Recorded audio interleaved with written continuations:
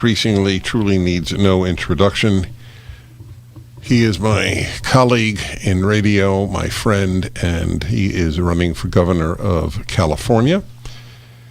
And I got a lot of questions for you, Larry. First of all, how do you enjoy it? Well, it's a good question, Dennis. By the way, you are a big reason why I'm doing this, and you know it. And I'm asking people to go to electelder.com and throw something in the tip jar for reasons I'll explain in just a second. But I'm enjoying it more than I thought I would. I've been traveling up and down the state, from Sacramento down to San Diego, giving a lot of interviews. And what I'm really enjoying is from time to time, I'm able to give an interview to a left-wing publication. There's one called the Sacramento Observer. It's a black newspaper. So I can tell by their body language, I'm an Uncle Tom, I'm a sellout, I've got an R at the end of my name, a black man who's a conservative. And I said to one of them, aren't you tired?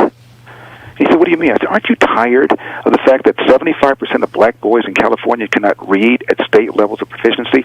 Aren't you tired that half of third graders in California cannot read at state levels of proficiency? I said, I went to Crenshaw High School, and they knew the school because of the movie Boys in the Hood. I said, 2% of kids are math proficient. The teachers union, all Democrats, adamantly oppose the school choice, even though the polls show black and brown urban parents want school choice. Yet they go in there and they pull the lever for the Democratic Party. Don't you feel betrayed? I said, one of them just told me he tried to buy a house, it was too expensive. I said, don't you see the connection between these environmental extremists, people like Rob Reiner, who years ago stopped a housing project called Amundsen Ranch. It was in Ventura County. 9,000 housing units. It was going to be on, quote, pristine land, Dennis. Now, I don't know where Rob Reiner lives, but unless he lives on a houseboat, wherever he lives was once pristine land as well. And they stopped the project. 10 years later, they're all high-fiving themselves. I read an article about it. Nobody even talked about the number of houses that are no longer there because of people like that, and that is why the price of a house in California is 150% more than it is for the average home in America. And according to Leo Haney, a brilliant econ professor at UCLA, who tells me the average price of a home in California is 50% more than it otherwise would be but for these environmental extremists. I said, aren't you tired of this? Aren't you tired of pulling the lever for the party that makes housing prices go to the point where you're complaining about it, and where the school system is so bad teachers don't put their own kids in it? Aren't you tired? And Dennis, I'm not saying after that they became Reagan Republicans, but I know they were hearing something for the first time, and that's what right. I'm enjoying about this. That's right. That's right. Yeah, I'm sorry for saying it 3 times. That they get to hear ideas and facts they never heard in their lives from you. Mm-hmm. You're going. Another one, Dennis. 81% of blacks, according to a poll I read, want the police manpower to remain the same or to be increased. I said, aren't you tired of these left-wing people talking about systemic racism, calling cops to pull back? It's called the Ferguson effect. Now they're calling it the George Floyd effect. Crime goes up. Those who are disproportionately hurt by this are black and brown people. I said, aren't you tired of this? And again, for the first time, I could tell that they were thinking. Again, I don't know what they're going to do. I don't know if they're going to vote for me. And I said, the beauty of having a secret ballot is you can pull the lever for a Republican. You don't have to tell your Democrat friends. You don't have to tell your independent friends. But I said, crime doesn't have a color. This doesn't have a color. The price of housing doesn't have a color. And the way this man shut down the state while sitting up there at that French Laundry restaurant with the very same people who wrote the rules and regulations, not wearing masks, not engaging in social distancing, while his own kids were enjoying in-person private education, and while he exempted his own business. I said, aren't you tired of this? And Dennis, I'm not just a lawyer or a talk show host. I ran a small business for 14 years. At its peak, it had a dozen people. Most small businesses fail, and those that do succeed are often just going payroll to payroll. This guy shut this state down in the most dramatic way compared to any of the other 49 states. Who knows how many businesses were destroyed? Who knows how many hopes and dreams were destroyed? We're just now figuring it out because the bankruptcy courts have just now reopened, but it turns out that only about half of the jobs pre-pandemic have been restored in California, as opposed to 2/3 statewide, a nation average. And I said to them, aren't you tired of this? Aren't you tired of being betrayed by the very people that you put into office year after year after year? I said, what's the first step towards leaving poverty? A quality high school education. One where when you do graduate, you can read, write, and compute at grade level. You're not getting that. And I'm the bad guy? And I can tell, Dennis, again, they never heard this stuff before. Never. That's exactly right. Are you getting invited to black churches? I am, and I'm going to be speaking at some between now and the end of this campaign, and I'm getting more and more black media. There's a magazine in L.A. called the L.A. Focus. It's a magazine that goes once a month to churches for free, and I'm having an interview with the owner of that. Her name is Elise Collins, and again, people are hearing stuff they've never heard before. This defund the police movement.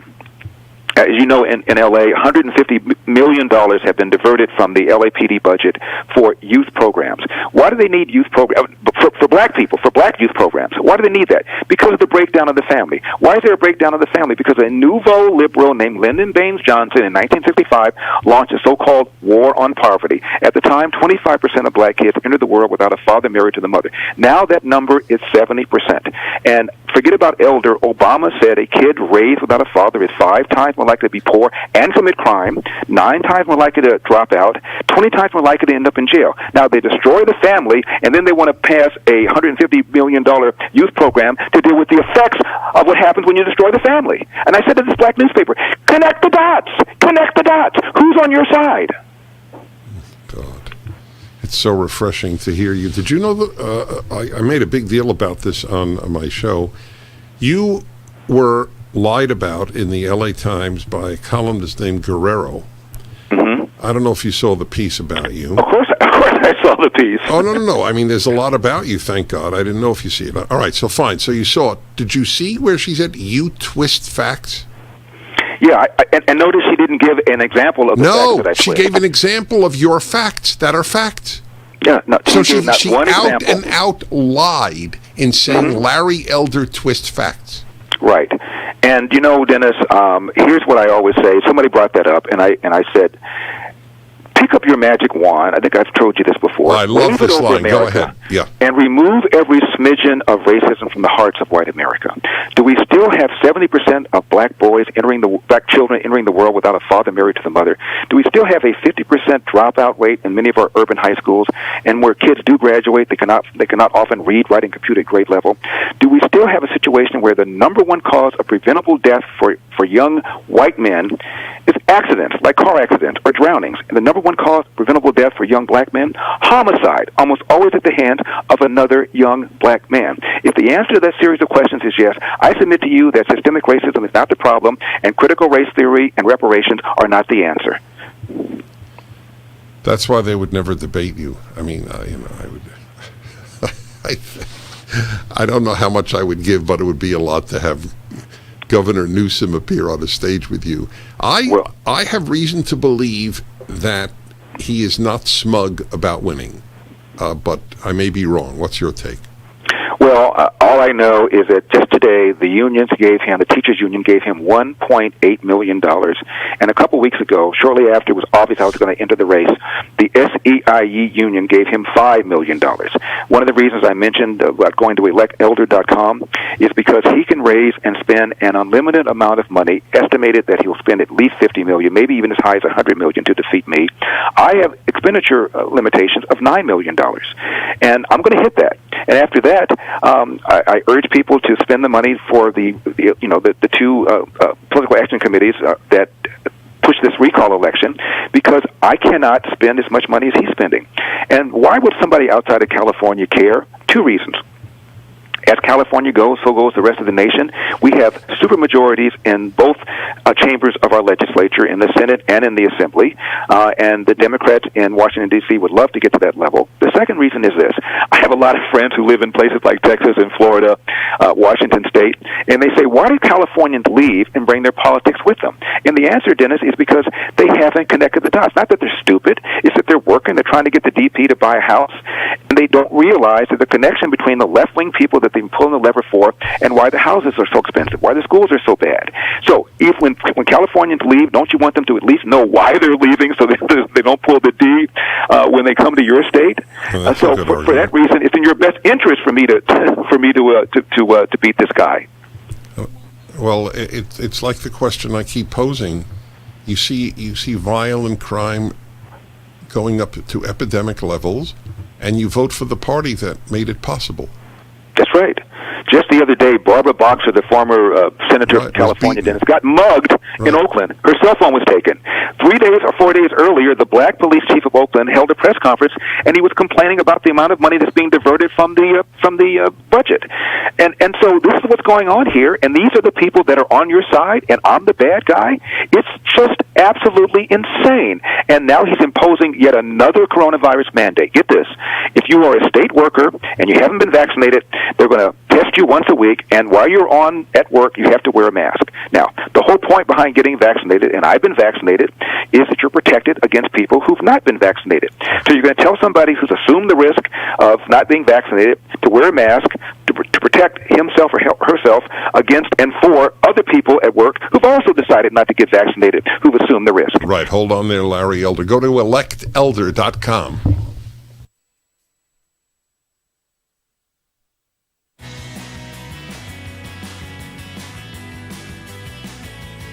Streaming on Salem Now. Surprise! Sharon and you what? Things just happened. My girlfriend and my best friend. You got 30 days to grow up, son. Nathan Hanning, it is good to have you home. Nona, it's Nathan. Well, you don't mind my giving her your room, do you? Really though, thanks for thinking of me for this position. I thought about you first. Come on, growing up, I had a huge crush on you. There are things that we all need to change about ourselves, but we can't blame God because He helps us change. Stream on your phone, tablet, or TV. Look for Salem Now in the App Store or go to salemnow.com. Streaming on Salem Now. 218 out with him. Headed for the house. He's got a hostage. You believe in God, Chip? Why does a kid die and a drug dealer get off scot-free? Well, the only answer to that is there isn't a God. You have a choice. You can either let the darkness overtake you, or you can be a bearer of the light. So just think of it as calling for backup. Officer down, officer. You're the one God's called to be a shepherd. Keeper, do you know who I am? You are the author? I am. I don't know you. Keeper, it's your son. Hurry it up! Time is short.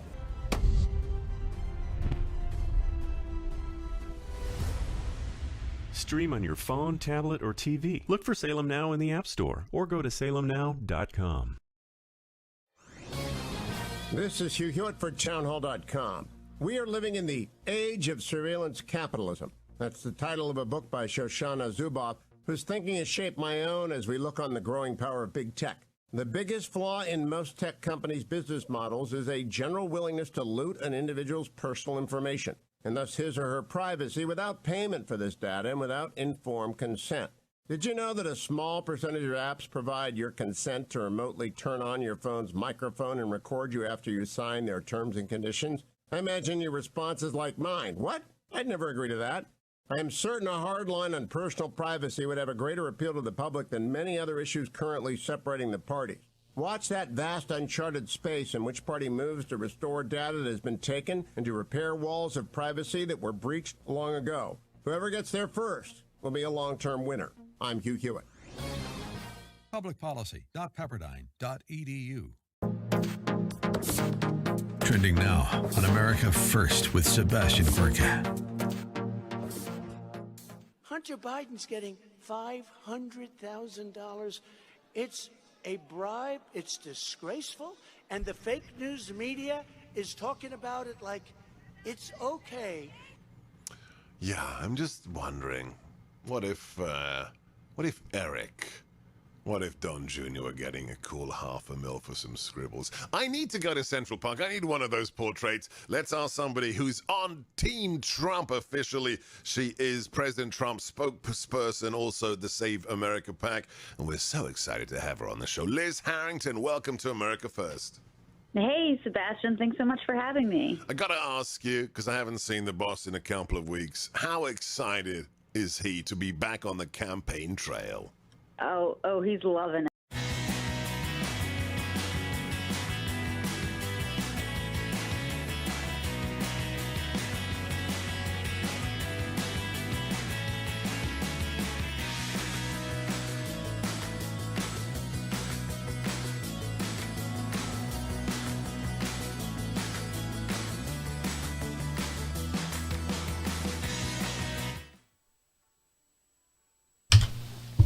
You can make a real difference, folks, going to electelder.com or just going to the DennisPrager.com where we have a link to it. I don't understand something, and I'm sure most of my listeners do, but I don't, Larry Elder, and that is, why does Gavin Newsom have unlimited expenditures allowed and you don't? Well, it's a little complicated, but if you want to get on the ballot and have I think it's a 500-word statement about you, you have to agree to only spend $7 million. You cannot have that bio description and raise unlimited amounts of money if you want, but then nobody knows who you are. John Cox, for example, has been able to spend unlimited amounts of money. He's a very wealthy guy, and he did not sign that thing that would limit him to the 9.7. But he's run for office before, and so people know who he is, and he didn't feel the need to do that. But everybody else, if they're going to know anything about you, you need to have that bio on the voting pamphlet. So that's what the condition is, and the condition is if you do that, you're limited to a certain amount of money to spend. I contemplated not signing it, and my staff, my expert campaign people said, "No, Larry, you're not going to be able to raise more than that." And I said, "I think I will," and it looked like, Dennis, I am going to, but but now I'm handicapped because of the decision that I made earlier. But we can also give to the PACs that are working to recall Gavin Newsom. That's correct, and they can spend unlimited amounts of money. And what are are you allowed to give the names of those PACs? One is called Rescue California, and one is called Recall Governor Gavin Newsom. But those are the two major ones that were behind the signature gathering to get this guy off. So let me just explain, if I may, Larry, for 1 second to people. There is a two-pronged process here. First, yes, people get to vote. Do you wish to recall the governor of California? If Correct. you do, then you have a list of people to vote for. But if you don't want to recall the governor, then and that wins. A majority of people vote not to recall the governor. Nobody even gets to vote for Larry Elder. That's correct, and it's a two-step process. It's real simple. On the ballot is the very question that you mentioned. Do you want to recall Governor Gavin Newsom? That will be counted, of course, later on. 50% plus one has to vote to recall him. Then the next question is, whom do you want to replace him? Now, you could vote to recall him or not recall him or ignore that question and then vote for somebody to replace him. So unless 50% plus one votes to recall him, it doesn't matter the number of votes you get to replace him. I'm far ahead of my Republican rivals, so I'm not worried that I'm going to be the one to get the greatest number of votes to replace him. What I'm worried about is whether or not 50% plus one will in fact vote to recall him. And right now, that is neck and neck. A new poll just came out, 47% want him recalled, 50% do not, right in the margin of error, and that's a 5% increase on the side that wants him recalled just over the last 2 weeks. Well, the very fact that you mentioned the teachers' unions and the SEI, whatever it is, what is it? SEIU union. Yeah, SEI union, right. Service Employees International Union. Right. I think they're the largest union in the country. Right. Well, we can thank John F. Kennedy for allowing government work. Dennis, I'm happy you mentioned that, because I mentioned that to some people talking about the power of the public sector unions. I said, one of your heroes, FDR, when he signed the National Labor Relations Board Act, said that there ought not be public sector unions because he thought it was a conflict of interest for a public employee to negotiate his own raise. And the quid pro quo is, if you work for government, you're going to make a little less money, but you're going to have greater job security. Now they make more money and greater job security. And can strike. He thought it was unfair for the public sector people to put a gun to the head of taxpayers and withhold their work until and unless they got paid. And again, you're right, Jack Kennedy is the one that signed the executive order to reverse that. Then about the teachers union, here's one other thing too. There are 300,000 public sector teachers in California, 300,000. It is estimated by virtually every expert I talk to, at minimum 5% of them are utterly incompetent, should never have been teachers in the first place. That's 15,000. And by the way, they just got rid of the so-called C-BEST test that required a series of tests to prove minimal competency. That's gone away with just last year. And now if you just get a B in a college course, it could be anything. It could be critical thinking. You qualified to become a public school teacher in California, and after 2 years, you get tenure. Dennis, you and I have been in radio a long time. We don't get ratings, we get fired. We don't have tenure. Now, out of that 15,000 that are incompetent, in any given year, 2.2 out of the universe of 300,000 public school teachers are fired. 2.2. Now, I'm in Los Angeles, you're in Los Angeles. The LAPD has 10,000 officers. Imagine if 5% of them were incompetent. By that I mean planning evidence, engaging in racial profiling, or in using excessive force. Can you imagine? We wouldn't put up with that. But we're putting up with 5% of bad public school teachers. It is outrageous, Dennis. And again, most black and brown people living in the inner city, they want school choice. Teachers adamantly opposed to it because the teachers are not automatic union members, and they don't therefore get the automatic dues. That's why it's so important, my dear listeners, that Larry Elder have a national voice, and obviously a statewide voice in the biggest state, because nobody is in the politics, at any rate, is saying this. Of course, we say it on radio, but now he has a bigger forum, or at least another forum. Talking about your forum to speak, why don't you tweet out your magic wand line? Pardon me? Tweet out your magic wand line. I will. And I'll tell you now, I mean, you say things, you bring data that others don't, and you have a voice at the very least through September, and hopefully well beyond that. And you got to use it, because these will shake people up. That magic wand question is unanswerable. Anyone who thinks clearly has to be persuaded by that powerful question. So, well, I appreciate it. Yeah, no. Really listen, do. you know, Larry, the joy that it brings me to that. There's a very real chance you'll be the governor of California, Larry. I mean, there's on the rare occasion that you have the moment to think about that, do you sort of get goosebumps? It's almost overwhelming, Dennis. I'm getting phone calls and inquiries outside of the country. This is an international phenomenon, if I can take this guy down. And Dennis, people in the center are now increasingly being called racist. It's no longer good enough just to be a good person. If you're not an anti-racist, yes, you're accused of being racist. So this is going to strengthen people in the center who are sick and tired of these so-called progressives pulling them in a direction that they don't like. So this is going to be beneficial, I believe, for the entire country if I'm able to do this. If you are elected governor, first of all, I think it'll herald the Messianic age. But beyond that, you know, I think in religious terms, but I'm smiling when I say it. But I want you to initiate a series of debates with the Ibram X. Kendis and the Ta-Nehisi Coates of the country. Wouldn't it be an honor to debate the governor of California? Larry, the amount of good you can do gives me the chills. Folks, again, electelder.com, or the two PACs that are working to unseat Governor Newsom. Also, it's all up at DennisPrager.com. God bless you, Larry. Thank you so much, Dennis. I really do appreciate it. Yes, sir.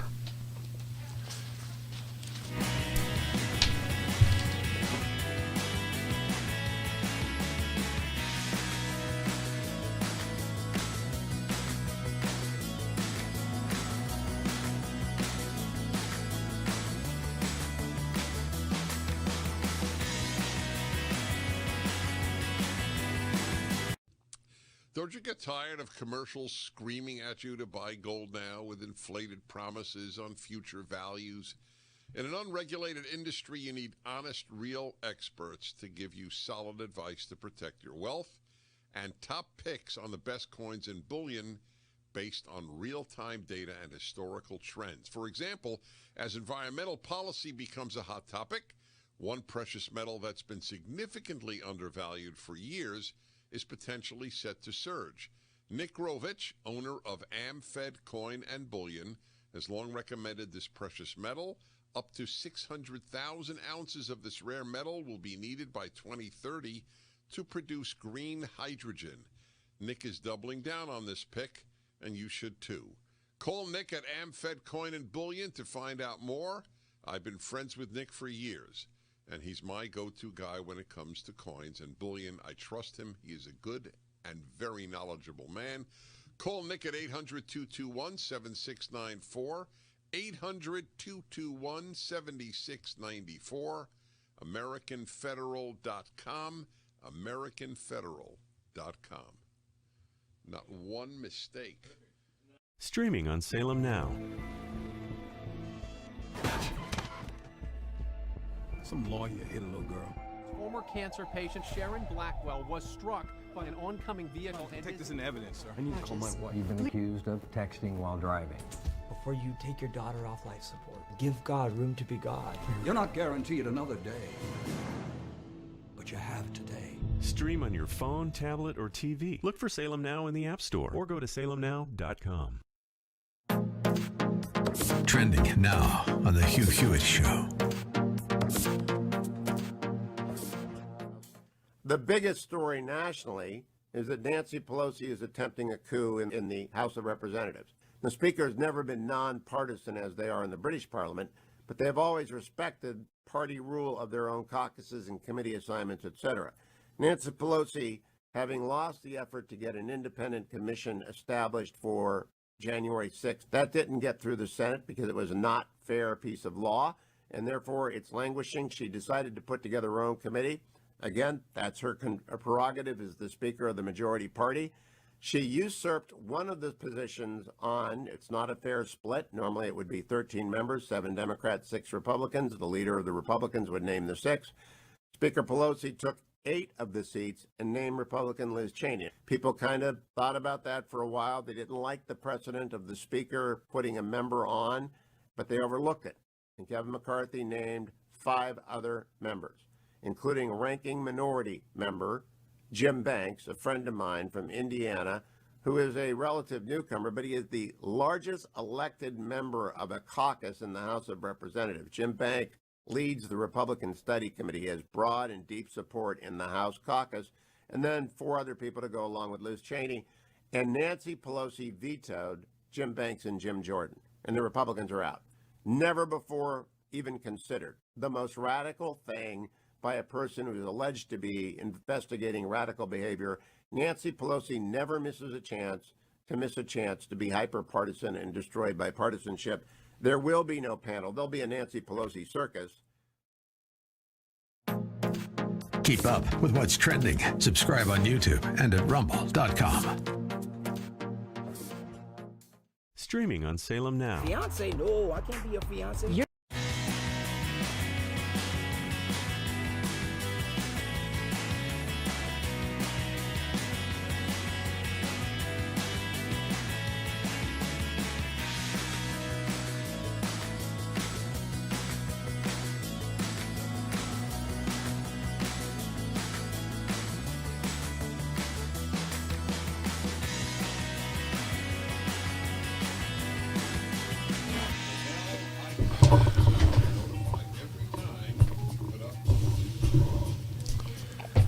Hi, everybody. Dennis Prager here. I am wondering, with regard to Larry Elder, the LA Sentinel is the local black paper in Southern California, and to the best of my knowledge, they haven't written one article about his running, let alone interviewed him. The black left cares as much about blacks as the white left does, which is to say, not at all.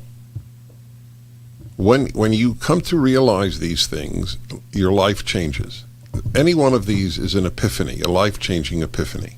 The left is the only place of systemic racism in the United States. The black left and the white left both have contempt for blacks and use them. Larry Elder actually wants to help blacks, and so he's shut out of the mainstream, i.e. left-wing black media. That's it. His magic wand question is the question in the United States at this time. I'm paraphrasing, and I believe I'll get it right because the gist is easy to remember. A magic wand is waved over the United States, and every vestige of racism in white people is supernaturally removed.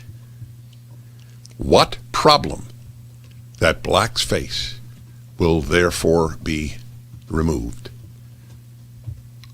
Will the 70% of black kids born to an unwed mother change if God himself extirpated every vestige of racism from every white in America?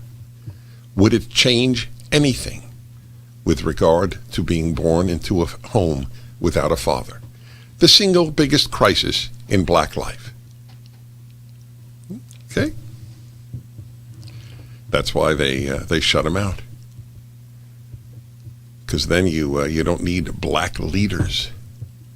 By the way, does any other group have leaders? Can you name a Hispanic leader?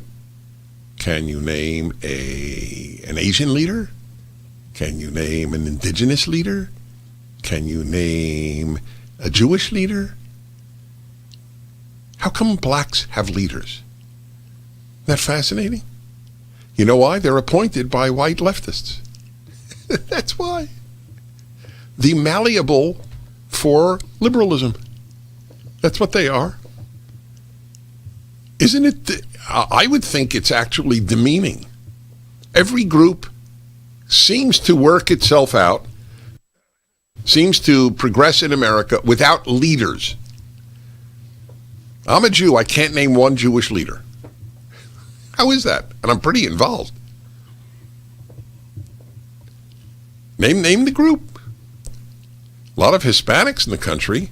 Can you name a Hispanic leader? Does one exist? Everything is bankrupt. Or, wow, what we need are more black mayors and black senators and black congressmen and black police chiefs. So you get more. Does anything change? Of course not. It gets worse. The contempt for blacks on the black and white left is so deep that every single conservative knows it's true. Some liberals know it's true but won't face it. It's too painful to know the contempt for which the left holds black people. You are so inferior is the belief of the left that we will change math rules for you. That is the position of the Oregon Education Department, as an example. Such is the contempt for blacks.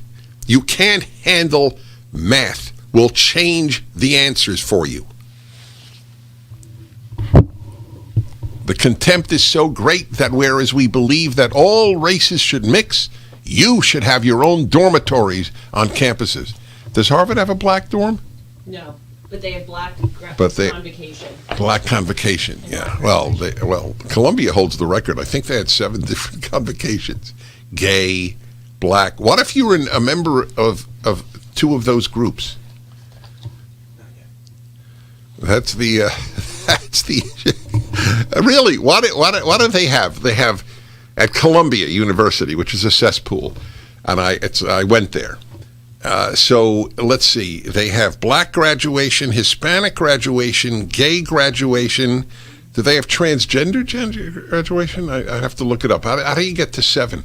But what if you're a member of more than one? I guess you get to go to a lot of graduations. Oh, of course, they have a regular graduation. They have a white, capital W, white graduation too, I'm sure. Any one of these insights changes your life. As soon as you realize that the left loathes blacks, everything changes. ReliefFactor.com. You hear me advertise this product every day. There's at least one thing you should be aware of. The reason you hear the ad so often is because the product is so successful. It's so successful because it works for the great majority of people. So if you have muscle or joint pain, I really urge you to try it. They tell you if it doesn't work in 3 weeks, it probably won't work. So they have a 3-week tryout for $20. ReliefFactor.com, 800-500-8384. I take it every day.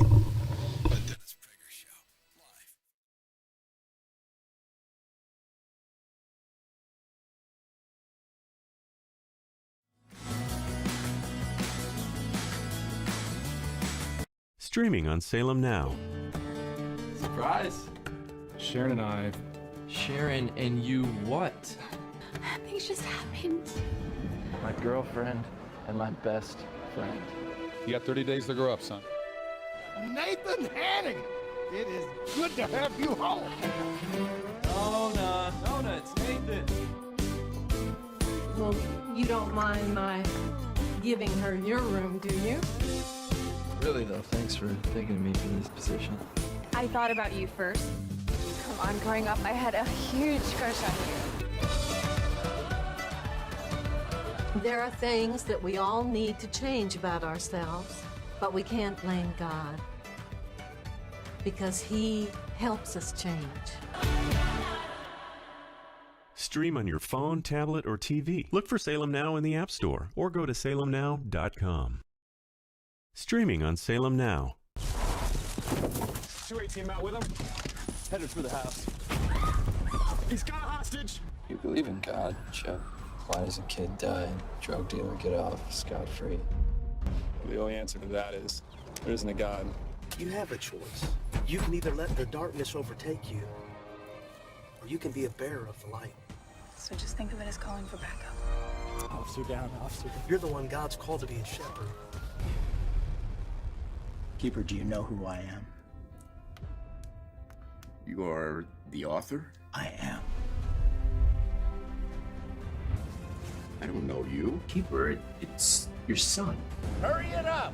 Time is short.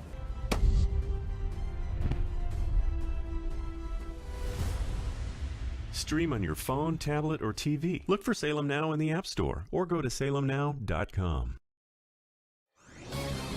This is Hugh Hewitt for townhall.com. We are living in the age of surveillance capitalism. That's the title of a book by Shoshana Zuboff, whose thinking has shaped my own as we look on the growing power of big tech. The biggest flaw in most tech companies' business models is a general willingness to loot an individual's personal information, and thus his or her privacy without payment for this data and without informed consent. Did you know that a small percentage of apps provide your consent to remotely turn on your phone's microphone and record you after you sign their terms and conditions? I imagine your response is like mine. What? I'd never agree to that. I am certain a hard line on personal privacy would have a greater appeal to the public than many other issues currently separating the parties. Watch that vast uncharted space in which party moves to restore data that has been taken and to repair walls of privacy that were breached long ago. Whoever gets there first will be a long-term winner. I'm Hugh Hewitt. Publicpolicy.pepperdine.edu.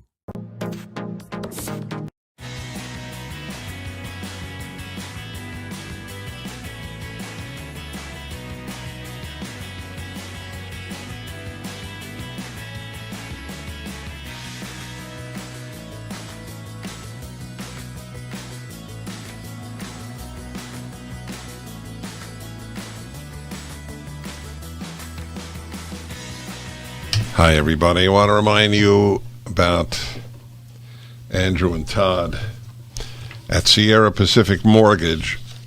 Another two guys that are awesome. I really love these guys.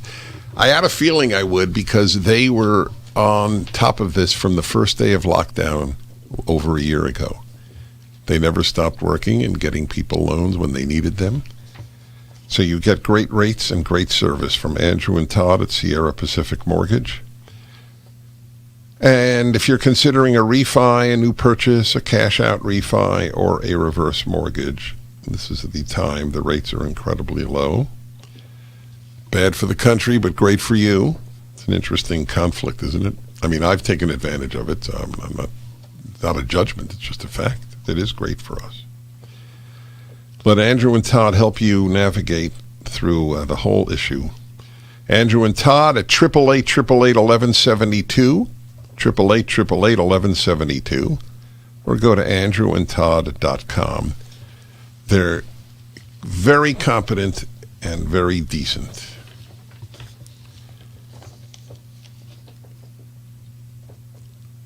Kudos to the Wall Street Journal for publishing this piece. See, who wrote it? Let's see, David Henderson and Charles Hooper. David Henderson is with the Hoover Institution at Stanford, senior health economist with President Reagan's Council of Economic Advisors. And Hooper Charles Hooper is president of Objective Insights, a firm that consults with pharmaceutical clients. Why is the FDA attacking a safe, effective drug? The subheading, ivermectin is a promising COVID treatment and prophylaxis, but the agency is denigrating it. So while they're telling you, well, you know what, the vaccine really doesn't protect you that much. You need to wear a mask. You can't be around people who are infected. And you probably need a booster shot, and we don't know how it'll handle the variant. In the meantime, I've been taking ivermectin for over a year, as exactly described as a prophylaxis. I've been around people with COVID. I did no social distancing, no mask wearing within my own home. I didn't get a sniffle. Earlier this year, the agency, that's the FDA, put out a special warning that you should not, quote, you should not use ivermectin to treat or prevent COVID-19. I charge the FDA with killing tens of thousands of Americans with that statement, plus shattering the economy because if people took ivermectin, so many fewer would be hospitalized. So listen, folks, I put it to you pretty starkly. Either the FDA is misleading you or I'm misleading you. Okay? Except I have a real good record of not misleading people, and the FDA doesn't. You should not use ivermectin to treat or prevent COVID-19. The FDA statement included words and phrases such as serious harm, hospitalized, dangerous, very dangerous, seizures, coma, and even death, and highly toxic. Any reader would think the FDA was warning against poison pills. In fact, the drug is FDA approved as a safe and effective anti-parasitic. Yeah. They're lying to you about ivermectin because the medical establishment is corrupt. Period. There is no establishment in the country that isn't corrupt. This is all new to me. I say this with a tear in my eye. The medical establishment is morally and medically corrupt. Period. End of issue. It has been taken over by people for whom truth is not a value, namely leftists. William Campbell and Satoshi Omura won the 2015 Nobel Prize for Physiology or Medicine. I didn't know that they did. This was fascinating. Did you read this? Of course you did. It's true. You sent it to me. Nevertheless, I don't assume you read every word of every article you sent to me. Right. You know. He said that's fair. One of the things I love about him is his honesty. Honesty is a big deal. For discovering and developing ivermectin, which Mr. Campbell and Associates modified to create ivermectin. How do you like that? Pretty good. Ivermectin is on the World Health Organization's list of essential medicines. Merck has donated 4 billion doses to prevent river blindness and other diseases in Africa and other places where parasites are common.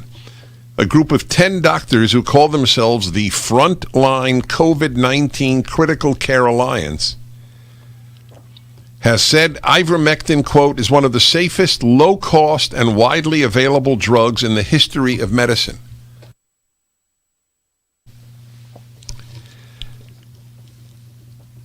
It's painful to me how many of your doctors poo-poo ivermectin. You know why? They know less about it than I.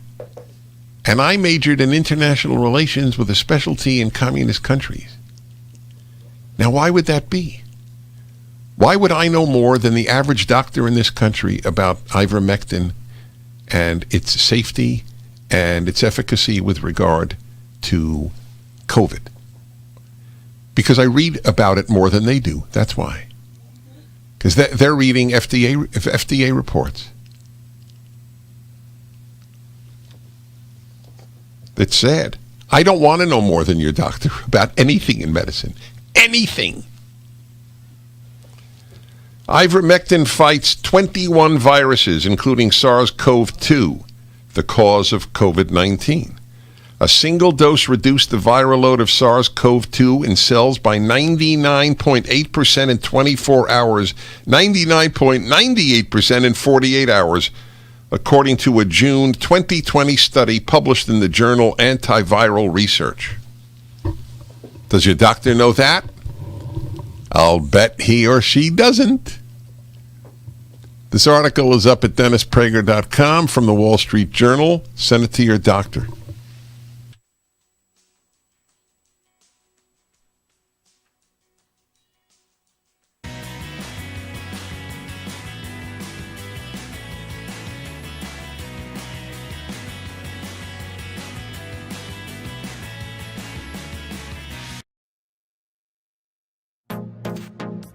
Trending now on the Hugh Hewitt Show. The race is going extremely well. I'm in a dead heat with Terry McAuliffe, who's been doing this for 43 years. And Virginia voters are ready for a change. I think you're actually ahead, Glenn Youngkin. I'll tell you why. Dan Ball's had a story in the Washington Post this week that polling is broken in America, systemically understating Republican support. So if you're tied in the polls, and you are, I actually think you're 5 points ahead of Terry, and I think Terry's worn out, tired, and boring, and I don't think he can beat you anyway. But it's good to run like you're behind, right?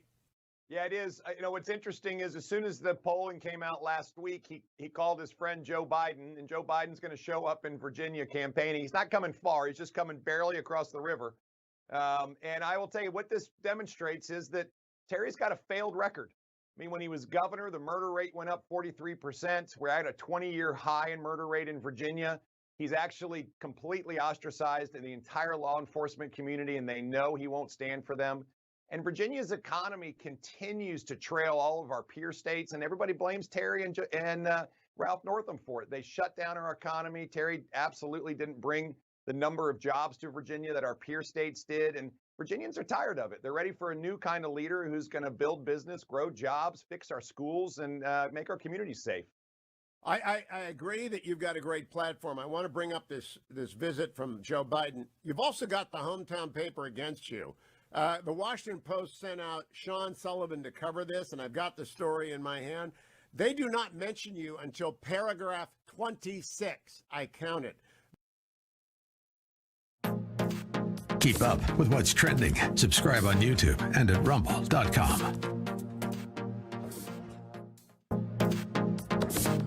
Trending now on America First with Sebastian Gorka. Liz Harrington, welcome to America First. Hey, Sebastian, thanks so much for having me. I got to ask you, because I haven't seen the boss in a couple of weeks, how excited is he to be back on the campaign trail? Oh, he's loving it. He can't wait to get back out there, and you could feel it. You could see it on Saturday. The people want it. I don't know if you saw those crowds, but waiting since Friday, yes. Thousands of people. Doesn't exactly look like someone who lost the state of Arizona, by the way. But this speech, that clip you played, that was also one of my favorites when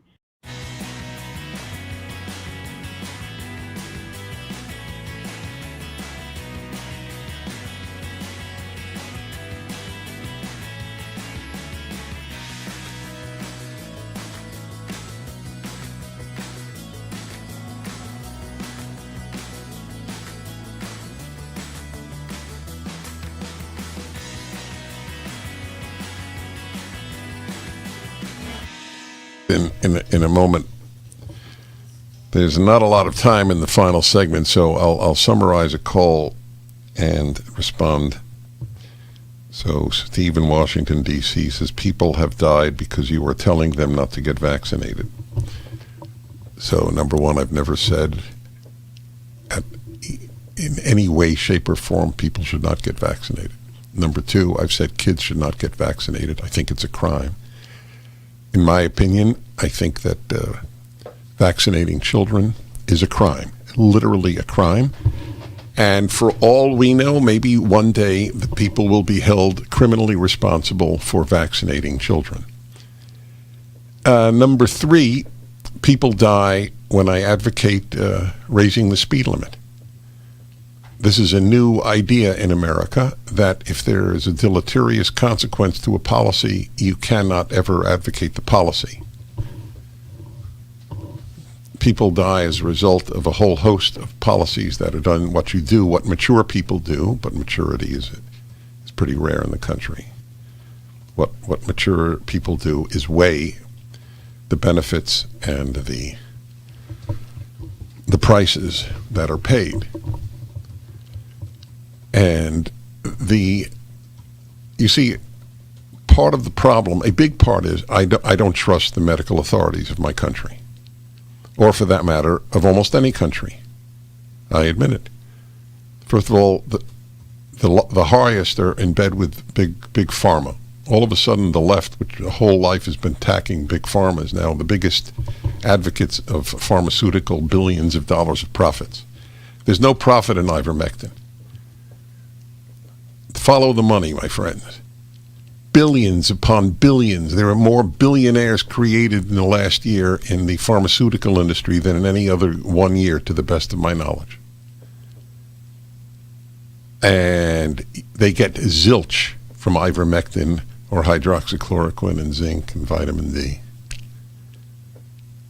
I think far more people have died because they didn't take ivermectin in time or hydroxychloroquine and zinc in time than have died because they didn't take the vaccine. That's it. So it's very clear where I stand. It will come out one day, and you know what will happen when it comes out? Nothing, because the press won't report it. That's why, because the press is in cahoots. The press is corrupt too. Most of you listening know this to be true, but it's painful. As I've always said, evil is not dark. Evil is so bright, people are afraid to stare at it. We will continue. You are listening to the Dennis Prager Show.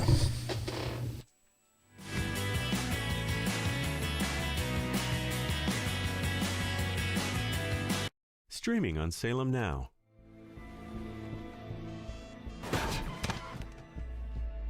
Some lawyer hit a little girl. The community is left in shock as former cancer patient Sharon Blackwell was struck by an oncoming vehicle. Take this into evidence, sir. I need to call my wife. You've been accused of texting while driving. We don't make an example out of this guy, the public will crucify us. Before you take your daughter off life support, give God room to be God. You're not guaranteed another day, but you have today.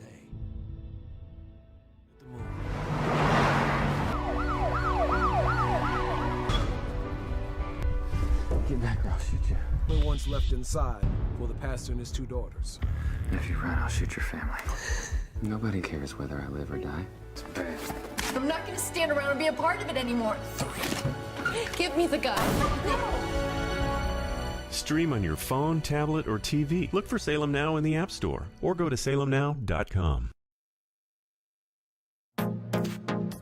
Trending now on The Hugh Hewitt Show. The race is going extremely well. I'm in a dead heat with Terry McAuliffe, who's been doing this for 43 years. And Virginia voters are ready for a change. I think you're actually ahead, Glenn Youngkin. I'll tell you why. Dan Ball's had a story in the Washington Post this week that polling is broken in America, systemically understating Republican support. So if you're tied in the polls, and you are, I actually think you're 5 points ahead of Terry. And I think Terry's worn out, tired, and boring. And I don't think he can beat you anyway. But it's good to run like you're behind, right? Yeah, it is. You know, what's interesting is as soon as the polling came out last week, he called his friend Joe Biden, and Joe Biden's going to show up in Virginia campaigning. He's not coming far. He's just coming barely across the river. And I will tell you what this demonstrates is that Terry's got a failed record. I mean, when he was governor, the murder rate went up 43%. We're at a 20-year high in murder rate in Virginia. He's actually completely ostracized in the entire law enforcement community, and they know he won't stand for them. And Virginia's economy continues to trail all of our peer states, and everybody blames Terry and Ralph Northam for it. They shut down our economy. Terry absolutely didn't bring the number of jobs to Virginia that our peer states did. And Virginians are tired of it. They're ready for a new kind of leader who's going to build business, grow jobs, fix our schools, and make our communities safe. I agree that you've got a great platform. I want to bring up this visit from Joe Biden. You've also got the hometown paper against you. The Washington Post sent out Sean Sullivan to cover this, and I've got the story in my hand. They do not mention you until paragraph 26. I counted. Keep up with what's trending. Subscribe on YouTube and at rumble.com. Trending now on America First with Sebastian Gorka. Liz Harrington, welcome to America First. Hey, Sebastian, thanks so much for having me. I got to ask you, because I haven't seen the boss in a couple of weeks, how excited is he to be back on the campaign trail? Oh, he's loving it. He can't wait to get back out there, and you could feel it. You could see it on Saturday. The people want it. I don't know if you saw those crowds, but waiting since Friday, yes. Thousands of people. Doesn't exactly look like someone who lost the state of Arizona, by the way.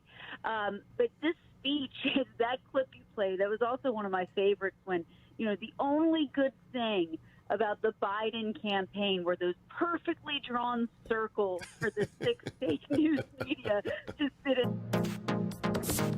Keep up with what's trending. Subscribe today at rumble.com. Trending now on the Mike Gallagher Show. This rabid Trump-hating Republican replacing Jim Jordan or Jim Banks, take your pick. I saw Jim Banks yesterday, the Indiana congressman, on one of the Sunday morning news shows. I think he was on Fox News Sunday. Martha McCallum was guest hosting. Guy makes such a great point. He didn't say anything that was disqualifying. They're just going to ask why the Speaker's office didn't have the Capitol more secure. Did they have reports? What did they know and when did they know it? If they had reports before January 6th that there could be violence, why did they do it? Why did they do enough about it? Those are legitimate questions. Pelosi doesn't want those questions. You think she's going to get those questions from Adam Kinzinger? Here was Stephanopoulos with a cagey, grinning, maniacal Nancy Pelosi yesterday on ABC this week. Will you be appointing more Republicans to the committee like Congressman Adam Kinzinger? That would be my plan. So when will that be announced? Perhaps after I speak to Adam Kinzinger.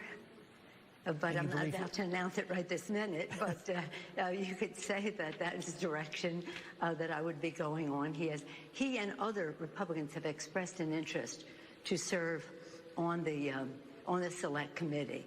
Tolerate their antics. Hey, Madam Speaker, you're responsible for security at the U.S. Capitol. Why wasn't there better security on January 6th? How did those hundreds of people get to breach the Capitol the way they did? Oh, I'm not tolerating those antics. Keep up with what's trending. Subscribe on YouTube and at rumble.com. Trending now on the Charlie Kirk Show.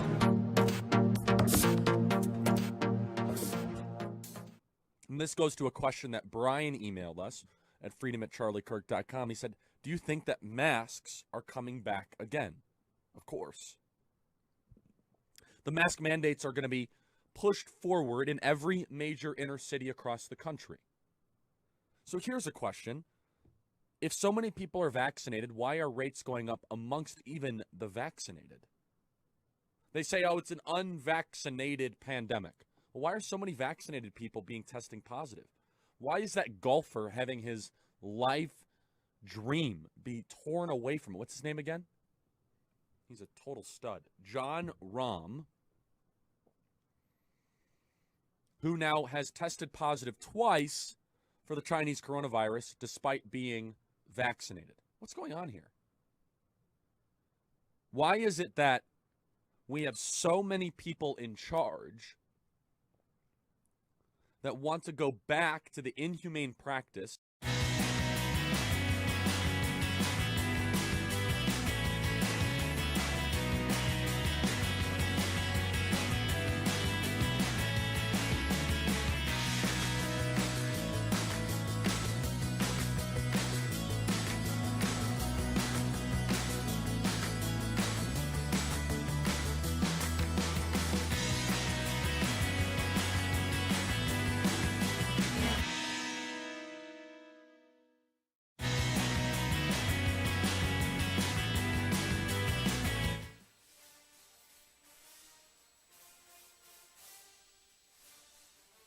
Well, hello, everybody. It is wonderful to be with you. I'm Dennis Prager.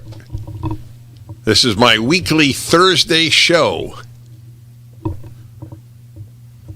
That is what we know as a pointless line.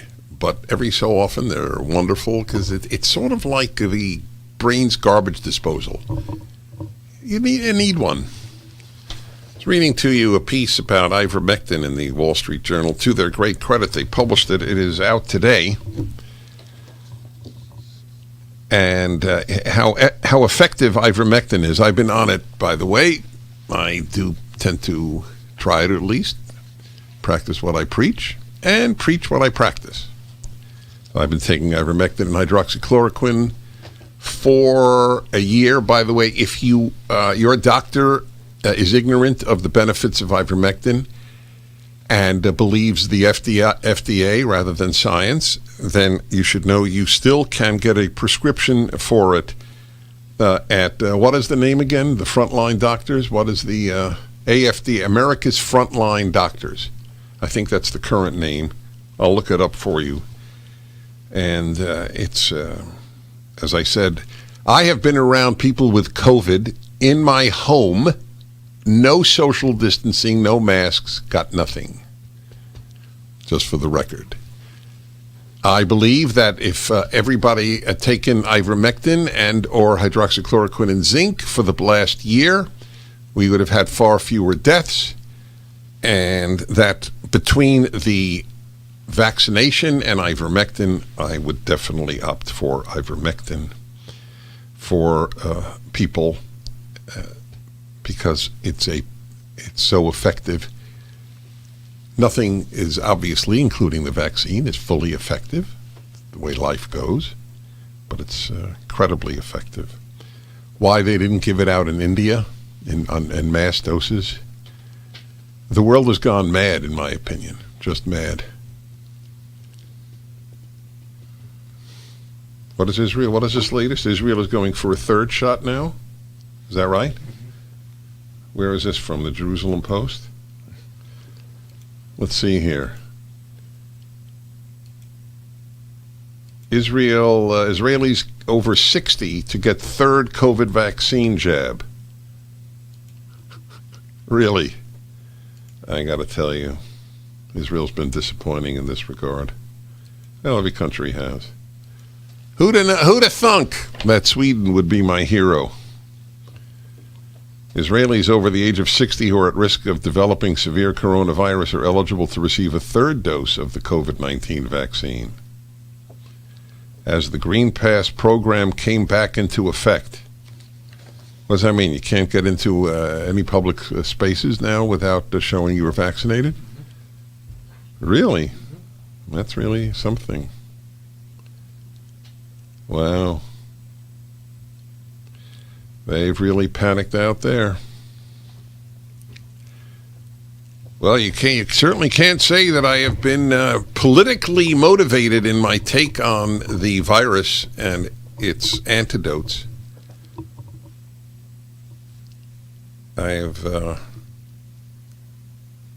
have criticized severely institutions that I used to believe in. I have criticized Israel. I think this stuff is sick. Why doctors make policy is beyond belief, because they're the experts. What does expert have to do with wisdom? Experts know only one thing, unless they're exceptional, which exists. But experts know their area of expertise. So it's true. If I want to find out how does a virus attack a body, I would ask an expert. What we should do on a societal basis, how many people we should bankrupt, how many small businesses we should destroy, is not in the province of a doctor. I am no more interested in what doctors have to say about destroying people's livelihoods than I am to know what Uber drivers have to say. No, I take it back. I am more interested in Uber drivers' view because they're affected by it. The doctors don't lose a penny in income. I don't ask people who have no skin in the game to destroy the people who have a skin in the game. Okay? All these wealthy folks who are telling you what to do and to close down and not open your business, your restaurant, and to tell kids to be masked and ruin another year of their lives, they have, it doesn't affect them. It's like Newsom's son in the camp didn't wear a mask, right? Newsom in his restaurant didn't wear a mask. Pelosi went to a hairdresser during the lockdown in California, right? She paid zero price because the press doesn't give a damn what a Democrat does. It's mind-blowing. I don't know what they believe. They believe in power. I don't think they have convictions beyond staying in power and increasing it. Some have convictions. AOC has a conviction, destroy the United States. She does have convictions. Some 70 clinical trials are evaluating the use of ivermectin for treating COVID-19. The statistically significant evidence suggests that it is safe and works for both treating and preventing the disease. And again, if you missed it, ivermectin fights 21 viruses, including SARS-CoV-2, the cause of COVID-19. A single dose reduced the viral load of COVID-19, or specifically SARS-CoV-2, in cells by 99.8% in 24 hours. According to a June 2020 study published in the journal Antiviral Research. In 115 patients with COVID-19 who received a single dose of ivermectin, none developed pneumonia or cardiovascular complications, while 11.4% of those in the control group did. Fewer ivermectin patients developed respiratory distress, 2.6% versus 15.8%. Fewer required oxygen, 9.6% versus 45.9%. In other words, 6 times as many required oxygen in the control group that didn't have ivermectin. Fewer required antibiotics, 15 versus 60%, 4 times as many. Fewer entered intensive care. You know what percentage of the patients taking taking ivermectin? That is patients with COVID-19 who took ivermectin. You know what percentage entered intensive care? 0.1%. Anyway, there's a whole bunch of other statistics. Moreover, the drug can help prevent COVID-19. One 2020 article in Biochemical and Biophysical Research Communications looked at what happened after the drug was given to family members of confirmed COVID-19 patients. Less than 8% became infected versus 58% of those untreated. How's that? Among 200 healthcare workers and others at high risk of exposure, only 2% of those given ivermectin developed COVID-19. 10% of the control group did develop it. If the FDA were driven by science and evidence, it would give an emergency use authorization for ivermectin for COVID-19. Instead, the FDA asserts without evidence that ivermectin is dangerous. This is the Wall Street Journal, folks. I mean, they're going out on a limb here saying the FDA does not use evidence. Without evidence. That's right.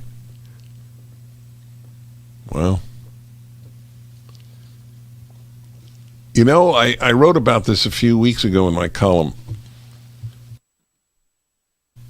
I learned that the folks in science lie when they have an agenda.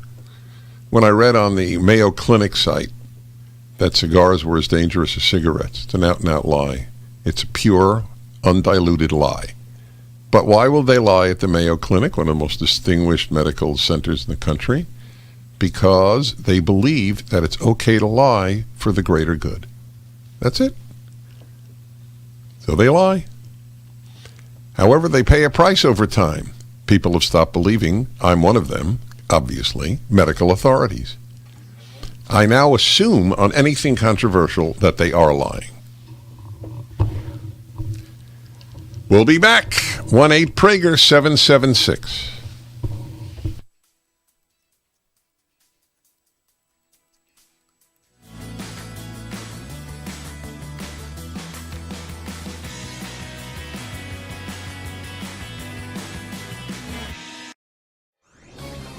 This is Hugh Hewitt for townhall.com.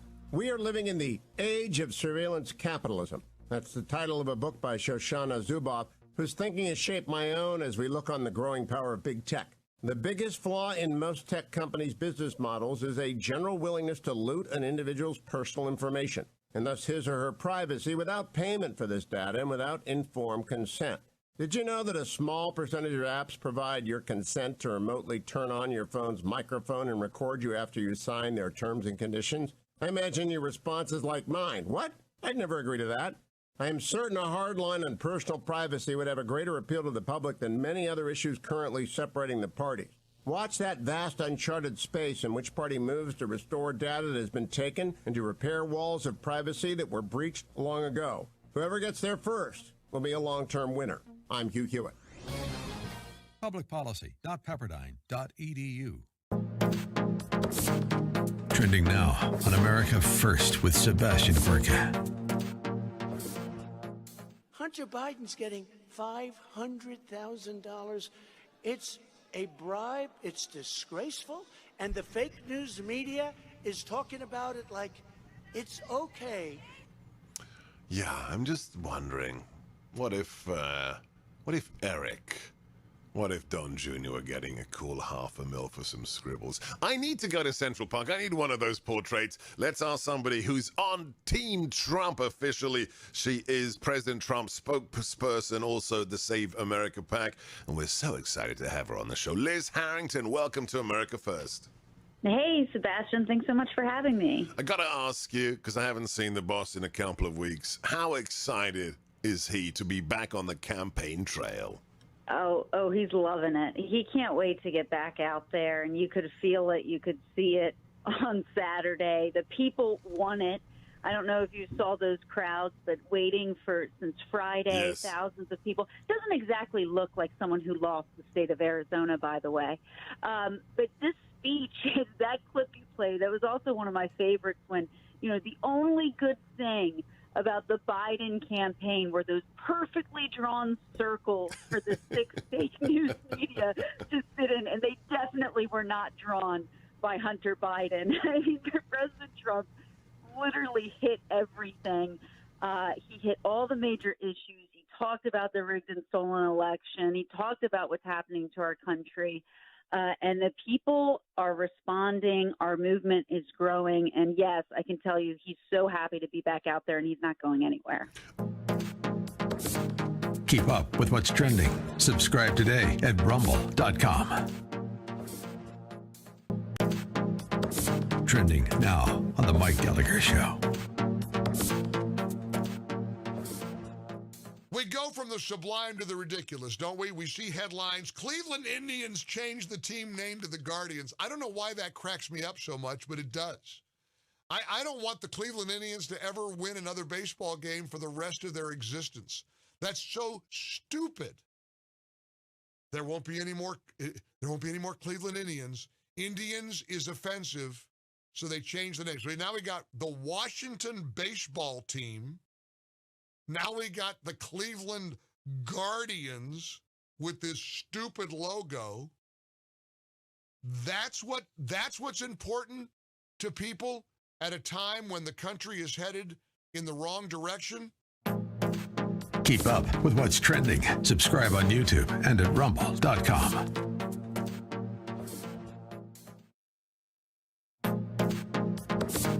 Trending now on The Larry Elder Show.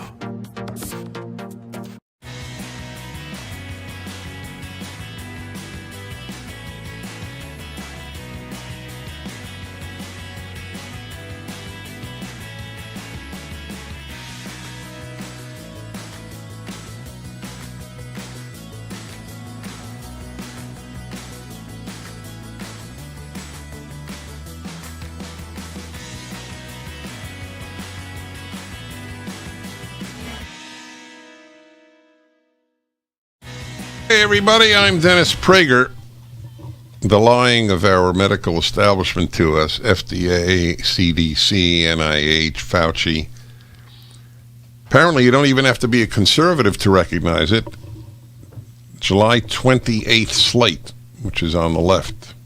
Big left-wing site, The Noble Lies of COVID-19.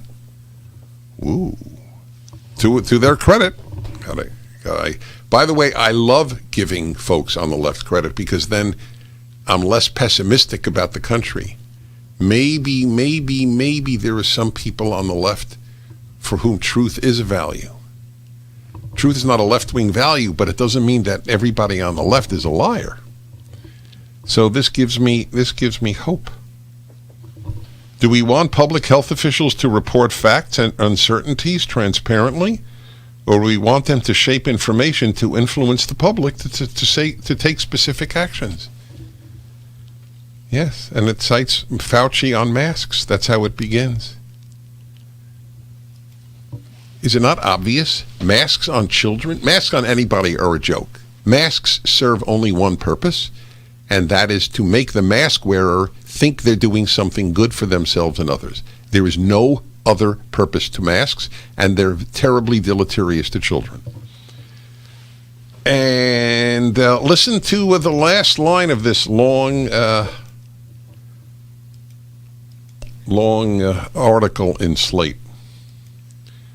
Noble lies are a trap. We cannot predict the public's behavior, and loss of trust is devastating. That's right. Loss of trust is devastating. I don't trust any medical authority in the United States of America. Any. One is worse than the next. American Medical Association. The worst is the American Psychiatric and Psychoanalytic Association. They're actually, they're far left. They're Ben and Jerry. They're to the left of Ben and Jerry. If Ben and Jerry put out a statement, it would be similar to the American Psychoanalytic or Psychiatric Association. The general population is far too skeptical to blindly follow the advice of experts, and far too intelligent to be easily duped. So this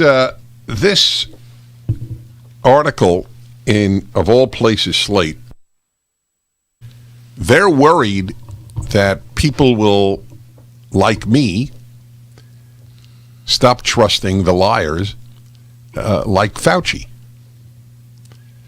And that worries them, because if Americans stop believing the authorities, then they'll stop believing the left. So if there's an agenda at Slate other than love of truth, and there might be in this article, it may simply be a love of truth. I hope it is. But if there is a secondary agenda, it's not good for us on the left when people catch on to how much they're lied to. That's the point. I don't think they had an article about how much we were lied to about Russian collusion with the Trump campaign, as another example. In March 2020, as the pandemic began, Anthony Fauci, the chief medical advisor to the President of the United States, explained in a 60 Minutes interview that he felt community use of masks was unnecessary. A few months later, he argued that his statements were not meant to imply that he felt the data to justify the use of cloth masks was insufficient. Rather, he said, he had endorsed mask wearing of any kind. Rather, he said, had he endorsed mask wearing of any kind, mass panic would ensue and lead to a surgical and N95 mask shortage among healthcare workers who needed the masks more. Yet, emails from a Freedom of Information Act request revealed that Fauci privately gave the same advice against mask use, suggesting it was not merely his outward stance to the broader public. Woo!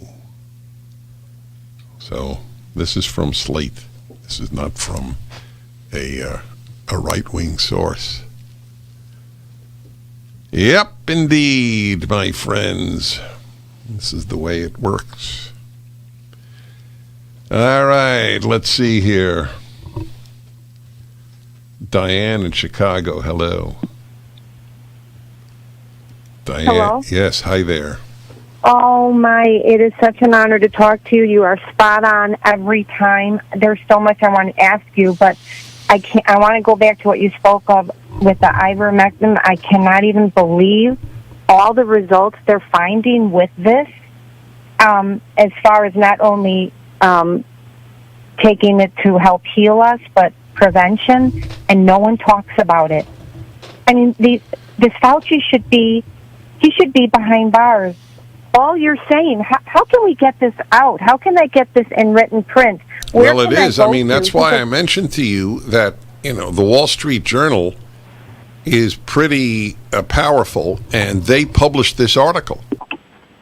That's the one I've been reading. That's the one I've been reading to you from. However, and when was that? Today. Okay, I'm going to bring that to my school board. All of us need to be presenting this to our school board. God bless you. That is exactly right. Folks, that's a perfect example of fighting. Please respond to this, folks. One of the safest drugs in the world might be the better answer even than vaccination. Or as good an answer. All right? And so unbelievably safe. It's criminal. It is.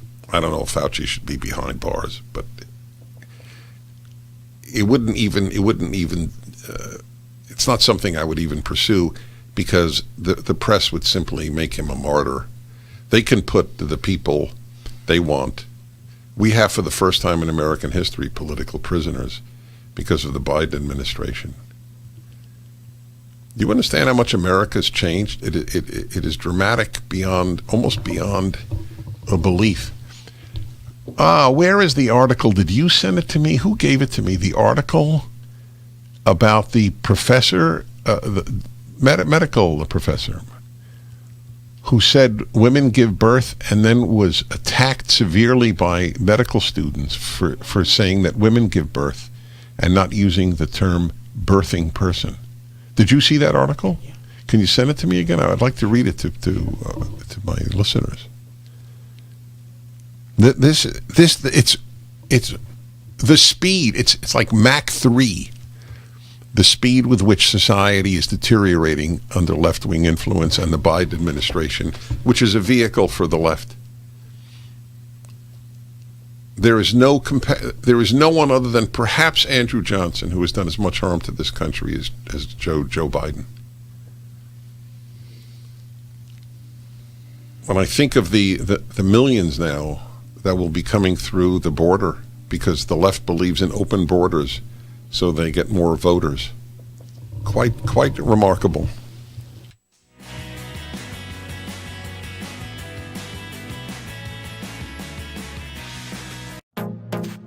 Trending now on the Charlie Kirk Show.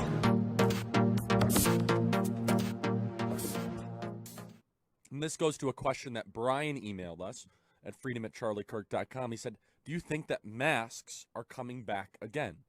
Of course.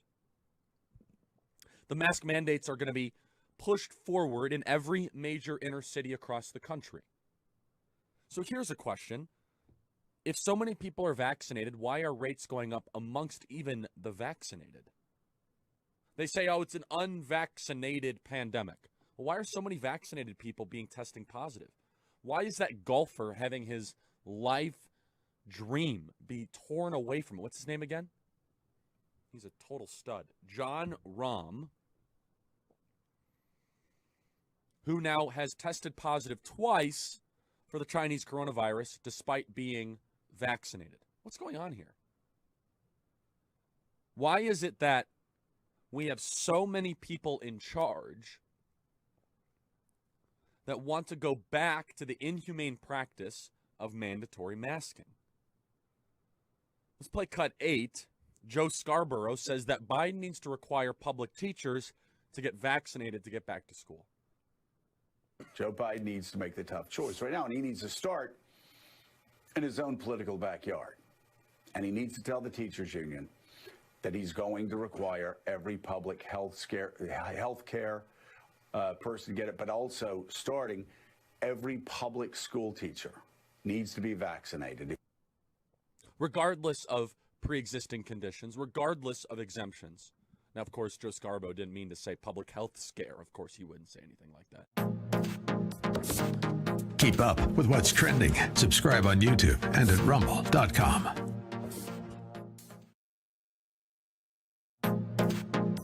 Trending now on The Hugh Hewitt Show. As I continue to travel around and campaign all around this Commonwealth, the crowds are huge. The support is absolutely comprehensive. It's independents, it's Democrats. You know, I was at an event about 10 days ago in Russell County in Southwest Virginia, and a bunch of Democrats came up to me and said, Glenn, we can't even recognize our party. They're so far left. We're voting for you. So we're seeing this everywhere, and that's why we're so confident we're going to win this fall. By the way, I think President Biden is kind of radioactive because of the inflation. I want to talk to you about that. Chairman McAuliffe, in this article I hold, says he's got senior citizens on his side. Senior citizens are the most vulnerable to inflation of any group in the United States, Glenn, because many of them are on fixed incomes. What do you hear about inflation in Virginia? Because I see it in the grocery store. I'm wondering if you see it all over the state. It's everywhere. Joe Biden has let the inflation genie out of the bottle.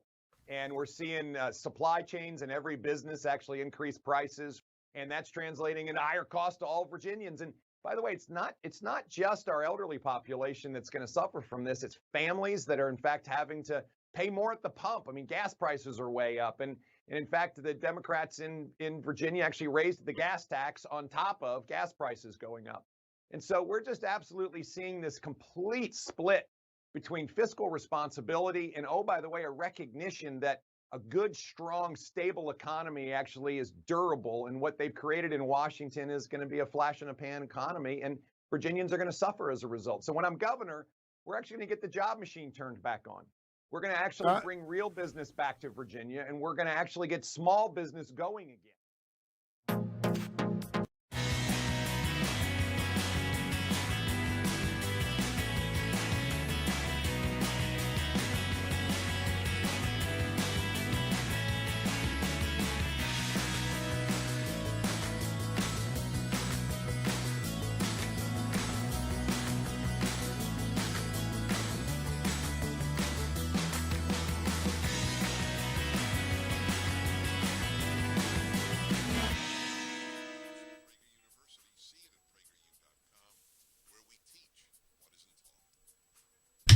Hi, everybody. I want to remind you that August, which we chose years ago because my birthday is August 2nd, so that would be next Monday, and then we would normally begin the fundraising month of August for PragerU, Prager University, where all our stuff is free thanks to the fact that people like you donate, and we're making a very big difference. We have over 1 billion views a year, mostly young people.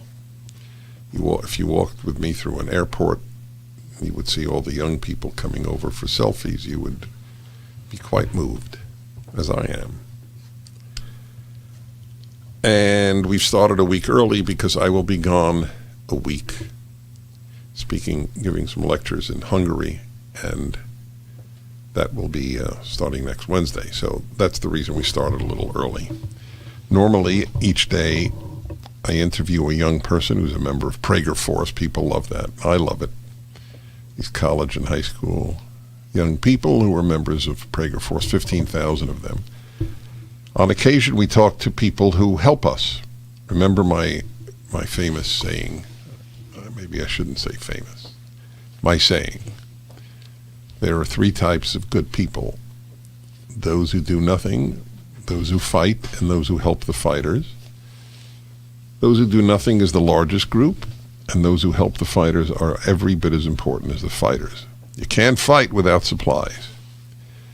So one of the people who helps us is Kate Bransfield. And Kate, it's a pleasure to have you on my show. Thank you, Dennis. Good morning. Thank you. So what brought you to help PragerU? Well, I in trying to figure out my will and where to give my hard-earned money, it was really important to me that my money goes somewhere where it really is going to make a difference. There are wonderful conservative think tanks around and so forth, but I think they just kind of talk in the echo chamber and they don't make a difference.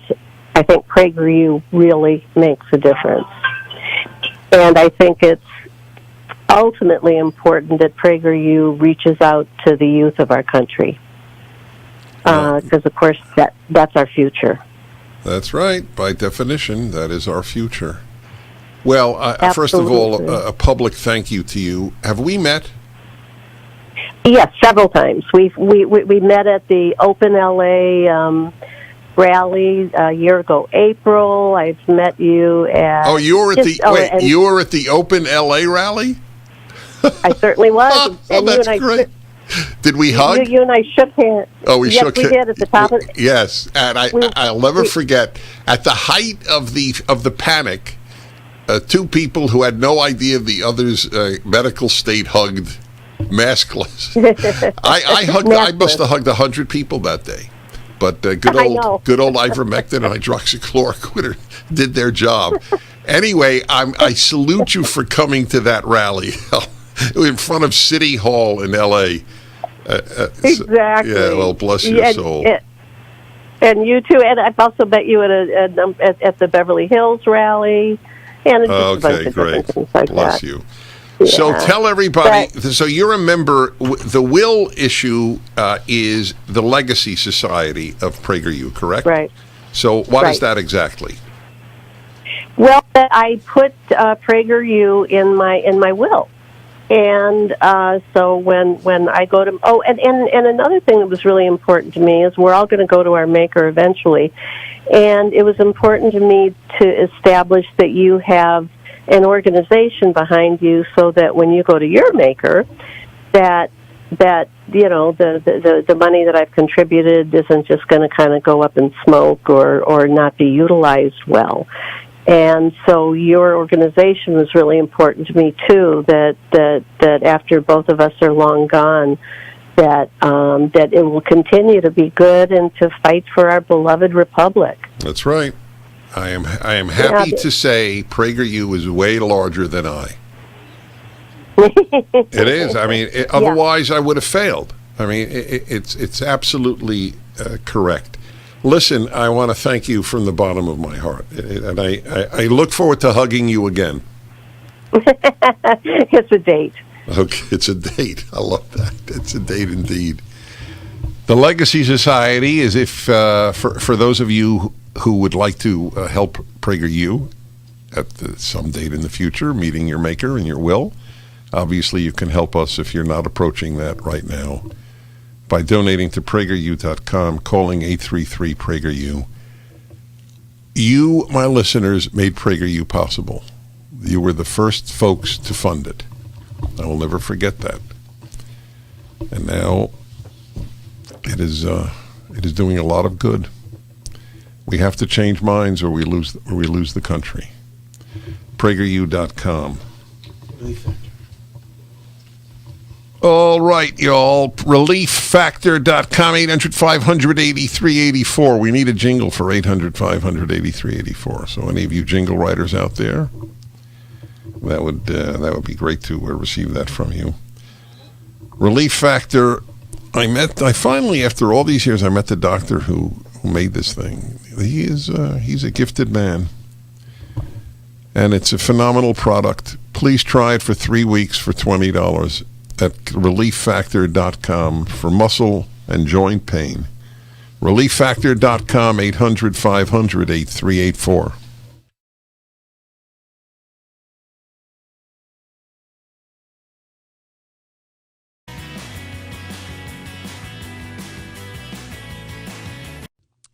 Don't you get tired of commercials screaming at you to buy gold now with inflated promises on future values?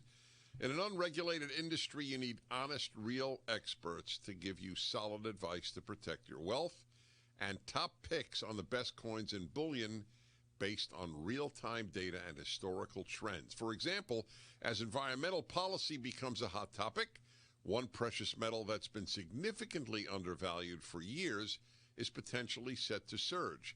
Nick Grovich, owner of AmFed Coin and Bullion, has long recommended this precious metal. Up to 600,000 ounces of this rare metal will be needed by 2030 to produce green hydrogen. Nick is doubling down on this pick, and you should too. Call Nick at AmFed Coin and Bullion to find out more. I've been friends with Nick for years, and he's my go-to guy when it comes to coins and bullion. I trust him. He is a good and very knowledgeable man. Call Nick at 800-221-7694, 800-221-7694, AmericanFederal.com, AmericanFederal.com. Not one mistake. Streaming on Salem Now. Some lawyer hit a little girl. Former cancer patient Sharon Blackwell was struck by an oncoming vehicle. Take this into evidence, sir. I need to call my wife. You've been accused of texting while driving. Before you take your daughter off life support, give God room to be God. You're not guaranteed another day, but you have today. Stream on your phone, tablet, or TV. Look for Salem Now in the App Store or go to salemnow.com. Trending now on The Hugh Hewitt Show. The biggest story nationally is that Nancy Pelosi is attempting a coup in the House of Representatives. The Speaker has never been nonpartisan as they are in the British Parliament, but they have always respected party rule of their own caucuses and committee assignments, etc. Nancy Pelosi, having lost the effort to get an independent commission established for January 6th, that didn't get through the Senate because it was a not fair piece of law, and therefore it's languishing. She decided to put together her own committee. Again, that's her prerogative as the Speaker of the majority party. She usurped one of the positions on, it's not a fair split. Normally it would be 13 members, 7 Democrats, 6 Republicans. The leader of the Republicans would name the 6. Speaker Pelosi took 8 of the seats and named Republican Liz Cheney. People kind of thought about that for a while. They didn't like the precedent of the Speaker putting a member on, but they overlooked it. And Kevin McCarthy named 5 other members, including ranking minority member Jim Banks, a friend of mine from Indiana, who is a relative newcomer, but he is the largest elected member of a caucus in the House of Representatives.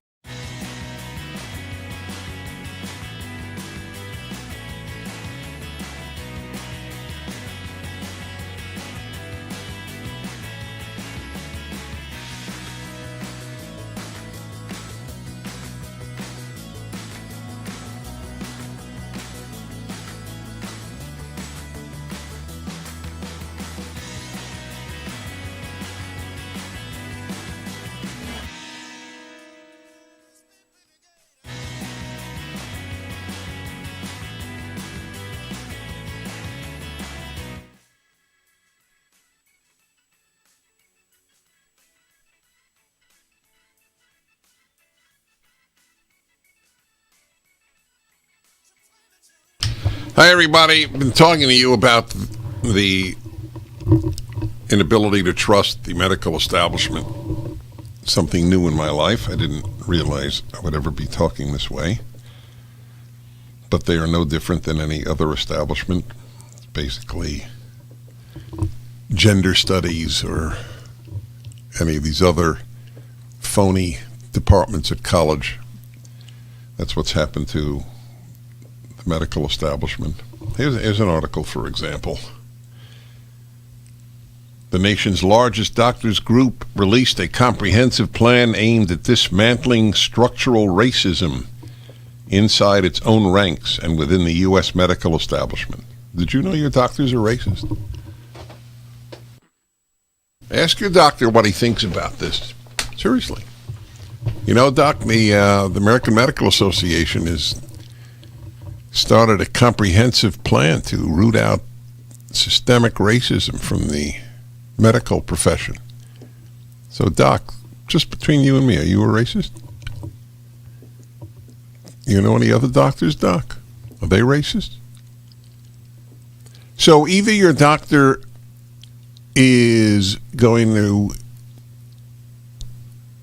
say, yep, the truth is, I'm white, all whites are racist, and you've been being treated. You've been treated by a racist physician all these years. Or, what are you, crazy? I'm not a racist, nor are my fellow physicians. So then ask a question. Are you going to write the AMA a letter? Are you a member of the AMA? Doctors are no more likely to fight the left than any other profession.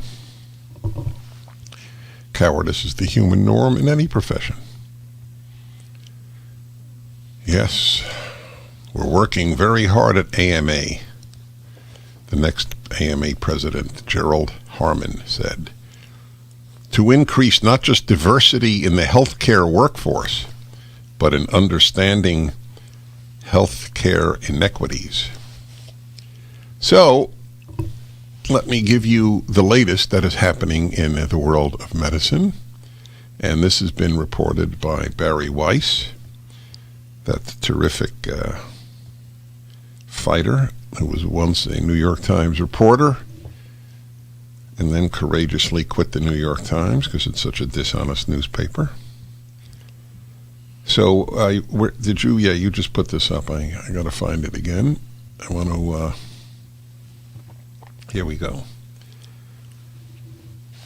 Medical schools are now denying biological sex. Professors are apologizing for saying male and female. Students are policing teachers. This is what it looks like when activism takes over medicine. This is at barryweiss.substack.com, B-A-R-I. It's a female name. About what is happening at medical schools. During a recent endocrinology course at a top medical school in the University of California system, a professor stopped mid-lecture to apologize for something he'd said at the beginning of class. Quote, I don't want you to think that I am in any way trying to imply anything, and if you can summon some generosity to forgive me, I would really appreciate it, the physician says in a recording provided by a student in the class, whom I will call Lauren. Again, I'm sorry for that. It was certainly not my intention to offend anyone. The worst thing that I can do as a human being is be offensive.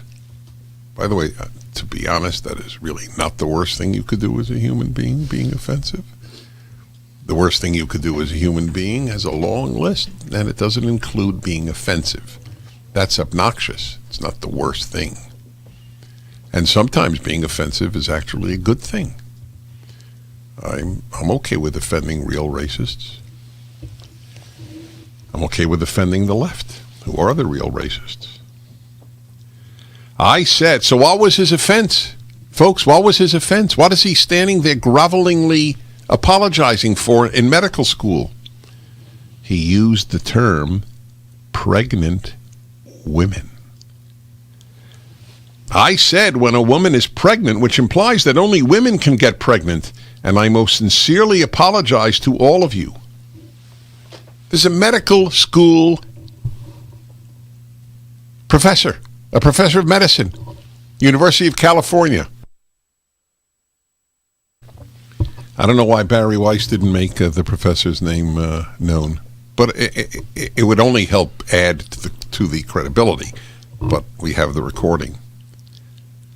You understand this? A medical school professor is apologizing to medical school students for saying women, pregnant women, and not what? Pregnant person. Not only women get pregnant. This is what is being taught at medical school. Do you understand why I have contempt for the medical establishment? What does this engender in you? Does it engender respect? Do you think they will tell you the truth about anything if they're not prepared to say only women get pregnant? Yes, my dear friends, only women get pregnant. So do men who think they're women. Excuse me, women who think they're men. Got that one wrong. That's correct. And I don't mock them. That is not the issue. The issue is not what do they think they are. It is what they are with regard to medicine. It's not the first time Lauren had heard an instructor apologize for using language that to most Americans would seem utterly inoffensive. Words like male and female. Why would medical school professors apologize for referring to a patient's biological sex? For the same reason that so many medical professionals said it was okay to demonstrate en masse without masks for racial justice.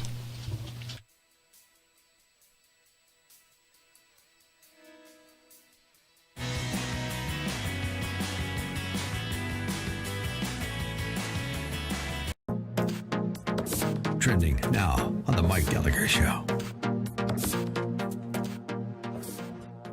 This rabid Trump-hating Republican replacing Jim Jordan or Jim Banks, take your pick. I saw Jim Banks yesterday, the Indiana congressman, on one of the Sunday morning news shows. I think he was on Fox News Sunday. Martha McCallum was guest hosting. Guy makes such a great point.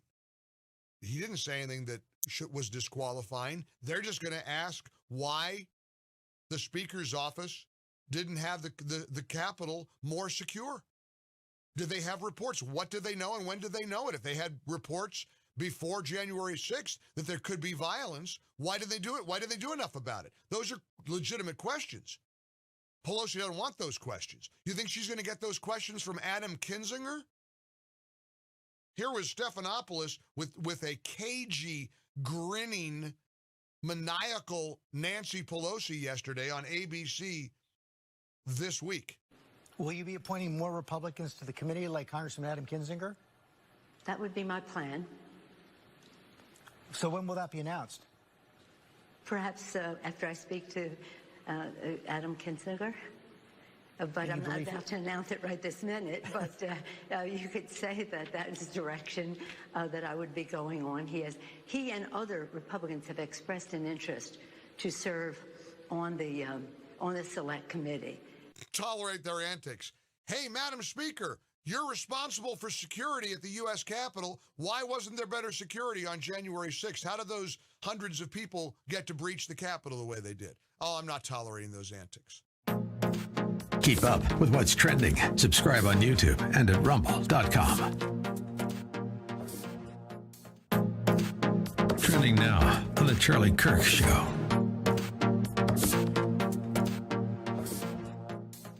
And this goes to a question that Brian emailed us at freedom@charliekirk.com. He said, do you think that masks are coming back again? Of course. The mask mandates are going to be pushed forward in every major inner city across the country. So here's a question. If so many people are vaccinated, why are rates going up amongst even the vaccinated? They say, oh, it's an unvaccinated pandemic. Well, why are so many vaccinated people testing positive? Why is that golfer having his life dream be torn away from him? What's his name again? He's a total stud. Jon Rahm, who now has tested positive twice for the Chinese coronavirus despite being vaccinated. What's going on here? Why is it that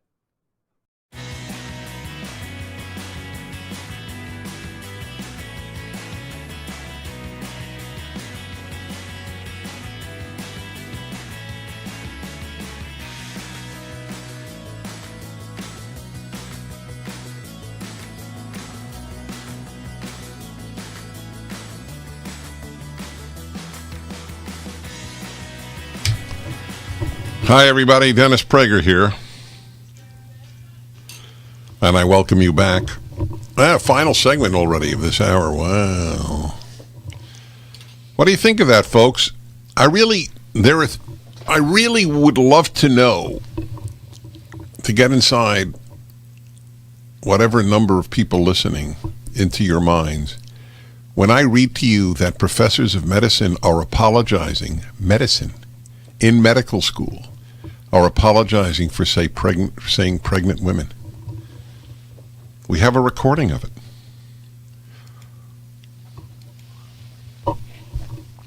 Why would medical school professors apologize for referring to a patient's biological sex? Because Lauren, that's the name of the given name here in the article for the medical student who recorded this, in the context of her medical school, quote, acknowledging biological sex can be considered transphobic, unquote. When sex is acknowledged by her instructors, it's sometimes portrayed as a social construct, not a biological reality, she says. In a lecture on transgender health, an instructor declared, biological sex, sexual orientation, and gender are all constructs. Biological sex is a construct? All of it is. I'm sorry? All of it is. In other words, by the way, I'm surprised that they even think sexual orientation is a construct. I thought that was fixed. Some of the country's top medical students are being taught that humans are not like other mammals, a species comprising two sexes. The notion of sex they are learning is just a man-made creation.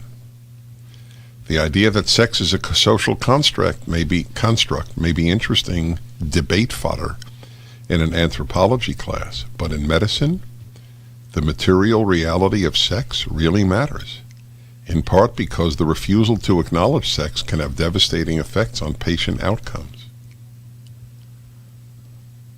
Yep. So, my friends, this is what your kids are learning at medical school. Hence my somewhat dark outlook about college. Better to be intoxicated than indoctrinated. The silver lining in being drunk while you're a college student. It may enable you to withstand having your mind ruined. Such is the thing. You got to fight, though. You can't ask yourself, am I optimistic or pessimistic? It doesn't matter. What am I doing? That's what matters. We continue. I'm Dennis Prager.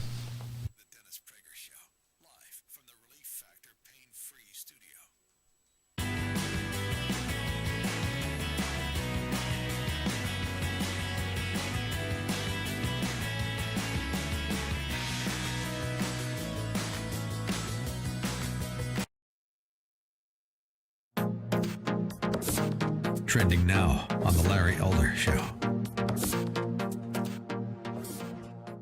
Okay, I admire the man that's on the line so much that the show is named after him. Mr. Larry Elder, how you doing, sir? I'm doing great. Thank you so much, Carl, for having me on. I appreciate it. So tell us what the first goal of the campaign is, Mr. Elder. Well, Carl, first of all, thank you so much for having me on again, and please call me Larry. And when Dennis first approached me to run, Carl, I said, two things could happen. I could lose, I could win. Both are bad. And the reason I turned down is because, the state is dominated by lefties, two-thirds supermajorities in the Senate, two-thirds supermajority in the Assembly, and then, of course, you have this left-wing governor, and this has been the way the state has been run for decades. That's why crime is going up. That's why we got a problem with homelessness. That's why the quality of schools has gone down, and that's why people can't buy a house, and so many young people are leaving and going to places like Tennessee and Florida and Texas. So I thought it was hopeless. But then more and more people began to approach me, people I respect, like Lionel Chetwin, the longtime filmmaker, people like Pastor Jack Hibbs, and more people said, wait, wow. Larry, if not you, who, and if not now, when? I hope that doesn't sound arrogant, but the more I thought about it, the more I felt that I'd be shirking my moral and spiritual responsibilities if I didn't at least try. I never liked politics. I've never run for anything. Check that. I ran for fifth grade president against William Moy. I took Carl 3 out of 4 rows. They're still cleaning up the blood. It was a slaughter. And so that was the last time I ventured into politics. I don't even remember what my agenda was. All I know is that I beat him. And all right, well, I never even thought about doing politics. But my goodness, look at what's going on in our state. Keep up with what's trending. Subscribe on YouTube and at rumble.com.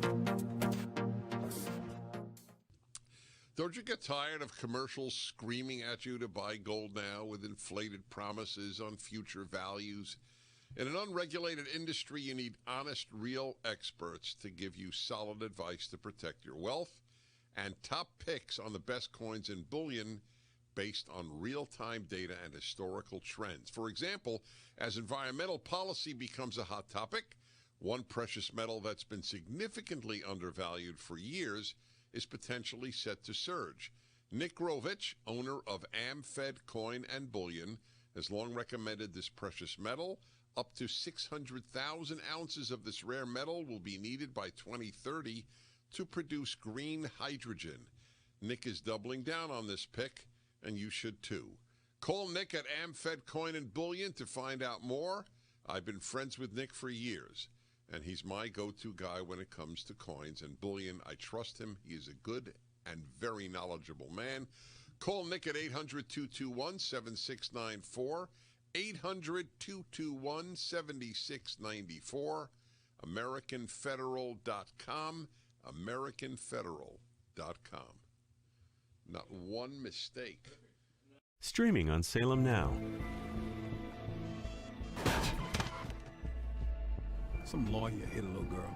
Former cancer patient Sharon Blackwell was struck by an oncoming vehicle. Take this into evidence, sir. I need to call my wife. You've been accused of texting while driving. Before you take your daughter off life support, give God room to be God. You're not guaranteed another day, but you have today. Stream on your phone, tablet, or TV. Look for Salem Now in the App Store or go to salemnow.com. Trending now on The Hugh Hewitt Show. The biggest story nationally is that Nancy Pelosi is attempting a coup in the House of Representatives. The Speaker has never been nonpartisan as they are in the British Parliament, but they have always respected party rule of their own caucuses and committee assignments, etc. Nancy Pelosi, having lost the effort to get an independent commission established for January 6th, that didn't get through the Senate because it was a not fair piece of law, and therefore it's languishing. She decided to put together her own committee. Again, that's her prerogative as the Speaker of the majority party. She usurped one of the positions on, it's not a fair split. Normally it would be 13 members, 7 Democrats, 6 Republicans. The leader of the Republicans would name the 6. Speaker Pelosi took 8 of the seats and named Republican Liz Cheney. People kind of thought about that for a while. They didn't like the precedent of the Speaker putting a member on, but they overlooked it. And Kevin McCarthy named 5 other members, including ranking minority member Jim Banks, a friend of mine from Indiana, who is a relative newcomer, but he is the largest elected member of a caucus in the House of Representatives. Jim Banks leads the Republican Study Committee. He has broad and deep support in the House caucus, and then 4 other people to go along with Liz Cheney. And Nancy Pelosi vetoed Jim Banks and Jim Jordan, and the Republicans are out. Never before even considered. The most radical thing by a person who is alleged to be investigating radical behavior. Nancy Pelosi never misses a chance to be hyper-partisan and destroyed by partisanship. There will be no panel. There'll be a Nancy Pelosi circus. Keep up with what's trending. Subscribe on YouTube and at rumble.com. Streaming on Salem Now. Fiance? No, I can't be your fiance. You're gonna go. You're gonna be my fiance, and you're gonna be the most amazing, fascinating, most successful man ever. We're only gonna be there for a few hours, eat dinner, and I promise we'll have the best breakup of all time. My baby, my princess. Oh, yeah. Beat a little bit. Stream on your phone, tablet, or TV. Look for Salem Now in the App Store or go to salemnow.com. Streaming on Salem Now. Things just happened. My girlfriend and my best friend. You got 30 days to grow up, son. Nathan Hannigan, it is good to have you home. Donuts, Nathan. Well, you don't mind my giving her your room, do you? Stream on your phone, tablet, or TV. Look for Salem Now in the App Store or go to salemnow.com. Streaming on Salem Now.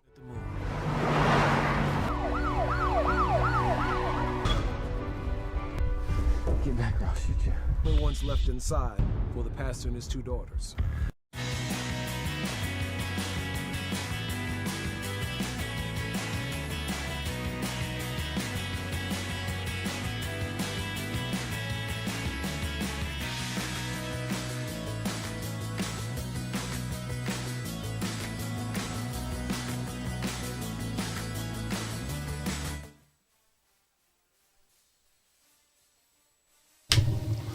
Hello, my friends. I'm Dennis Prager. Welcome to Hour 3 of my show. each Thursday for the last about 6 weeks. Mm-hmm. I've had Julie Hartman on. I dubbed her the Harvard heretic, and it's not a bad appellation. Anyway, she is a rising senior, and as they say, I just get a kick out of the word rising senior. I think it's pointless, but they love words. I don't know what's wrong with "I'll be a senior." That's the way it was said for all of American history. I'll be a junior, I'll be a senior. Or you can call me a risen junior instead of a rising senior, a risen junior. I love that. That's a good one. I will. A risen junior. And Julie is, I think so highly of her that she will in fact be sitting in and doing a whole show when I am in Hungary in a week, giving some lectures. So Julie, good luck. Thank you. Only because everyone needs luck. That's just part of life. But you don't need a lot. So, what's on your mind? Well, the Olympics is on my mind. I imagine that it's on a lot of other people's minds, too. You know, it's so sad what's going on right now. And I was thinking last night as I was watching the coverage of it, what's going on at the Olympics right now epitomizes your phrase that everything the left touches, it ruins. Which, by the way, to be honest, I used to think, when I was first discovering you, I used to think that was a little sensationalist or kind of oversimplistic. I have been unable to find an exception. It is so true. And look at what's going on at the Olympics, okay? First of all, there's no audience. I mean, do you know how egregious that is? That these athletes have to compete with no audience. Their family members aren't even allowed to come and watch them.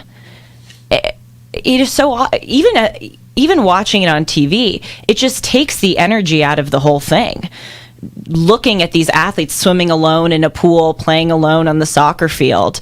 And, you know, that is a total political statement. That is totally the result of the American left way over exaggerating COVID. Look, I'm not unreasonable. If they want to do, you know, an audience at half capacity, or even if they want to do only vaccinated people, that's fine. But to just outwardly deny any spectators, it's criminal. And another one is, look at what we're seeing with these American teams with the athletes taking a knee. I think that rooting for sports teams nowadays has become the only socially acceptable way for people to demonstrate patriotism, because showing pride in your country nowadays is so maligned. You're basically called a white supremacist if you're holding an American flag or if you say that you love the country, and they've taken that from us. I don't feel patriotic. I'm not rooting for the American soccer team anymore when I see them taking a knee and they have contempt for the country that they're representing, and by the way, that they're making all their millions off of. That's terrible. That's a result of the American left, you know, hyping up that these athletes are good for protesting and that America is such a horrible place. And even the final example I'll point to is, look at what's going on with Simone Biles and how she's the gymnast who bowed out because of mental health issues. You know, I actually have sympathy for her. I think that she has been, I think every ounce of her soul has been squeezed out by the American media. I think they put so much pressure on her. They create the conditions where she has these mental health issues. But then, in a weird way, I also think they're rooting for her downfall because it gets them woke points. They don't care about her. They care about the story. They get to go, oh, you know, we're so virtuous. We care about mental health. We love what this athlete is doing.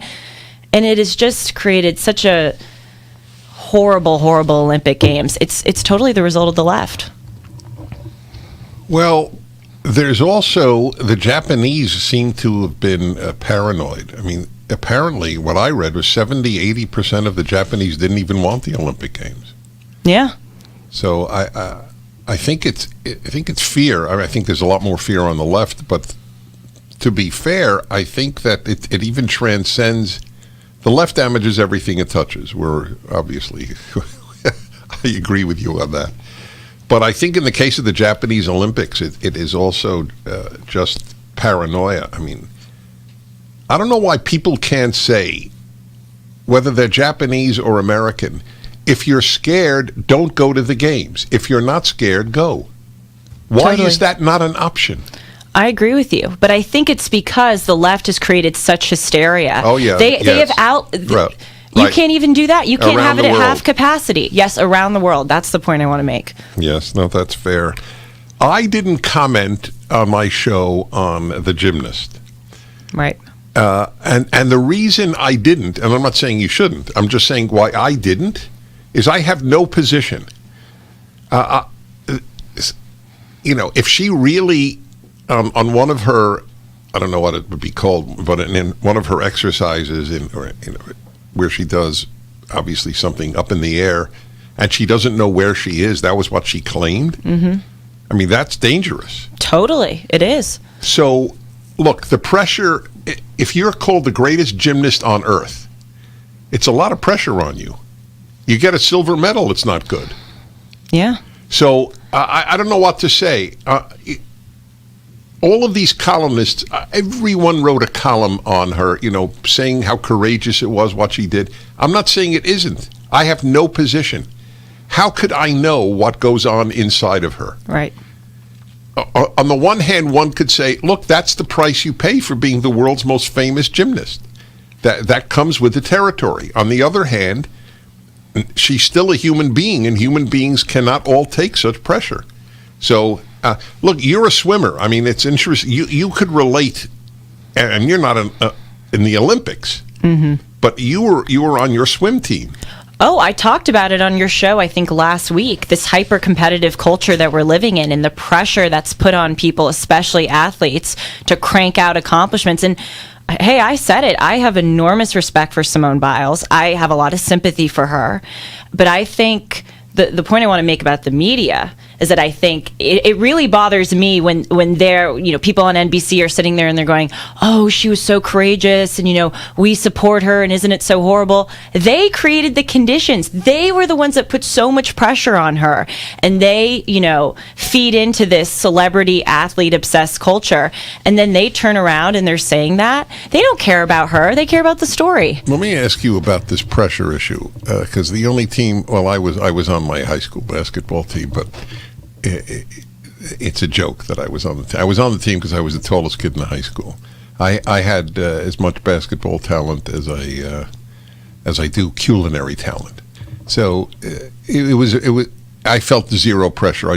My only pressure I had was not to be put in the game. I have to interrupt here. You have to interrupt? Yes, please. You have much more basketball talent than culinary talent. Oh, he. All right, so say it on the air. Give him the microphone for a second. Here, Alan. It is a rare moment where the living martyr has... Yeah, I just simply couldn't let the remark go unremarked. Yeah.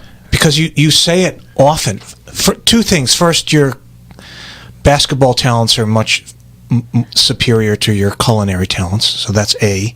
B, you're actually a pretty good basketball player, and I suspect always were, because we played many, many games of back in the day of horse, and you won a lot of those games. So I don't even like hearing you say that, because you make it sound like you were some awkward kid thumping down the court and you couldn't shoot a basket, and it's just not true.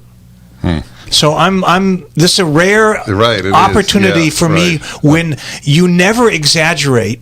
Right. And if you ever do, you do it in the reverse direction. So I'm correcting you in this instance. I have never heard him speak on air. I am here every single day, all day. This is a great moment. No, these are great moments. He's never come on air before. The listeners revel in it, as I do. So it's very sweet of you to say that. I never say anything sweet. Okay, so his comment was, you, Dennis, know I never say anything sweet. Look, I'm not gonna pursue as an argument how bad I am at basketball.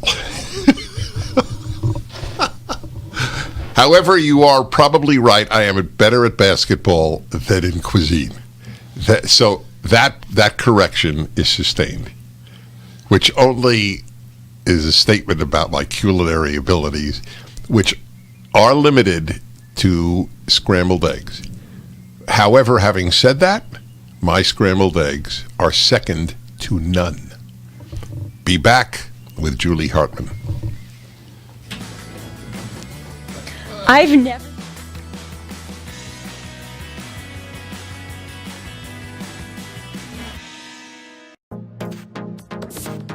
Trending now on America First with Sebastian Gorka. Liz Harrington, welcome to America First. Hey, Sebastian, thanks so much for having me. I gotta ask you, because I haven't seen the boss in a couple of weeks, how excited is he to be back on the campaign trail?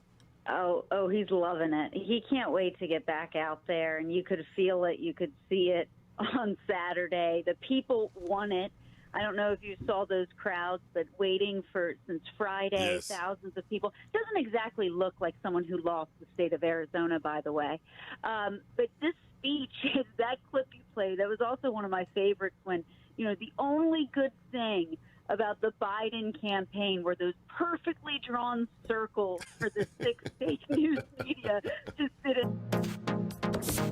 Keep up with what's trending. Subscribe today at rumble.com. Trending now on the Mike Gallagher Show. This rabid Trump-hating Republican replacing Jim Jordan or Jim Banks, take your pick. I saw Jim Banks yesterday, the Indiana congressman, on one of the Sunday morning news shows. I think he was on Fox News Sunday. Martha McCallum was guest hosting. Guy makes such a great point. He didn't say anything that was disqualifying. They're just going to ask why the Speaker's office didn't have the Capitol more secure. Did they have reports? What did they know, and when did they know it? If they had reports before January 6th that there could be violence, why did they do it? Why did they do enough about it? Those are legitimate questions. Pelosi doesn't want those questions. You think she's going to get those questions from Adam Kinzinger? Here was Stephanopoulos with a cagey, grinning, maniacal Nancy Pelosi yesterday on ABC this week. Will you be appointing more Republicans to the committee like Congressman Adam Kinzinger? That would be my plan. So when will that be announced?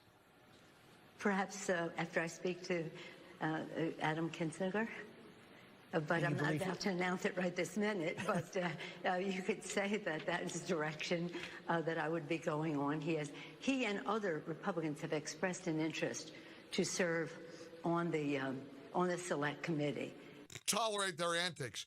Hey, Madam Speaker, you're responsible for security at the U.S. Capitol. Why wasn't there better security on January 6th? How did those hundreds of people get to breach the Capitol the way they did? Oh, I'm not tolerating those antics. Keep up with what's trending. Subscribe on YouTube and at rumble.com.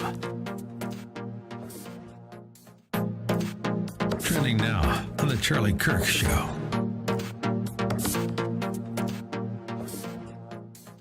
And this goes to a question that Brian emailed us at freedom@charliekirk.com. He said, do you think that masks are coming back again? Of course. The mask mandates are going to be pushed forward in every major inner city across the country. So here's a question. If so many people are vaccinated, why are rates going up amongst even the vaccinated? They say, oh, it's an unvaccinated pandemic. Well, why are so many vaccinated people testing positive? Why is that golfer having his life dream be torn away from him? What's his name again? He's a total stud. Jon Rahm, who now has tested positive twice for the Chinese coronavirus.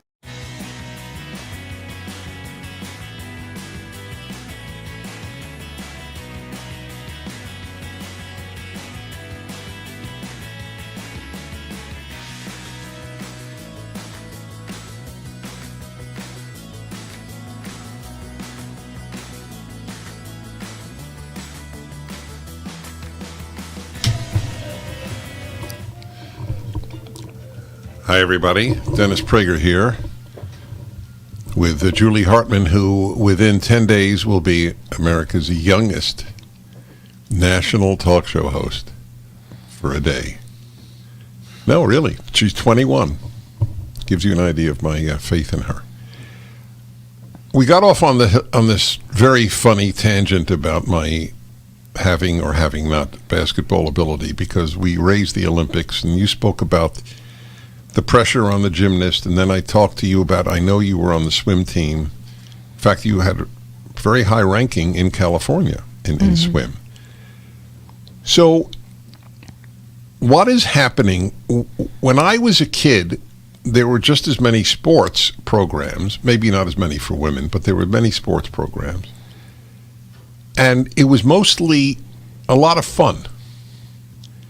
And over time, it became, I'll tell you what gave the game away for me. When I would see fathers running onto the field in some baseball game that their kid was playing, who was in the sixth grade, and screaming at the umpire. And I think you got to be kidding. First of all, what a horrible model you are to your child. But secondly, it matters to you that much. What has happened, do you think?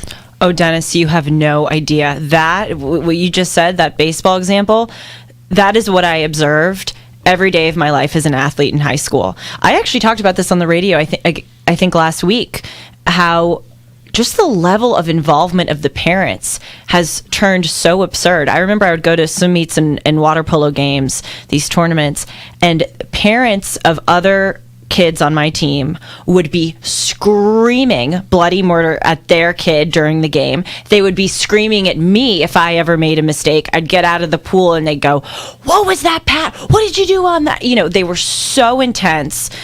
Actually, this is a very interesting story. When I was a junior in high school, I was up in Palo Alto at the Junior Olympics for water polo, and the parents on my team were so abusive. My own parents actually pulled me out of the tournament. The coach was so abusive and the parents were so abusive that my own parents said, "You know what? I am not going to allow this. I'm pulling her out of the tournament," and we flew home. It was really, it got that bad because parents are now living through their kids. That was it. That was my point. You made it. They are. They're totally living through their kids. So here's a great question. Why did that happen? I don't know the answer, by the way. Do you have a theory? I don't have a theory why parents are living through their kids more now than 50 years ago. I do. I actually, last week I said this. I think that it has to do with the decline of religion, which may seem like a very outlandish explanation, but I don't think it is. Because they get their meaning now. Yes, they get their meaning through there's no purpose beyond yourself. It's only accomplishment, and you get that through your kids. And I'm glad you think that. I'm saying that not in a totally sincere way, because I want, everything ultimately comes down to the secularization of society. Everything does. Mm-hmm. That's been my message of 35 years on the radio and longer than that off the radio.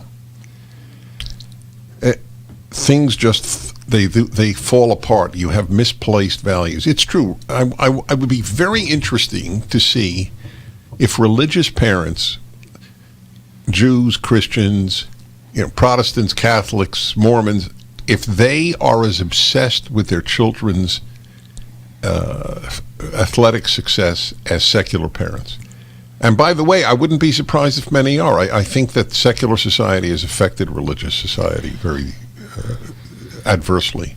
And I have talked to the priest at our local church actually said to me recently that he's I think 90 years old. He said that he has noticed that church attendance has declined, and a lot of it is because parents will say, "I have to take my kid to the swim meet, I have to take my kid to the soccer game." They used to prioritize Sundays were holy days. Now they don't. That's so. And in Jewish life, I encountered this from the beginning of my speaking in Jewish life in my 20s, like you, and people would say, "Look, I know the Shabbat, the Sabbath is important, Friday night, but, that's when they have basketball practice." Yeah. Or that's when they have a game. And, I even gave them workarounds. Okay, so let them go to the game, but why does that stop you from having a Shabbat dinner with your kid, except for the game?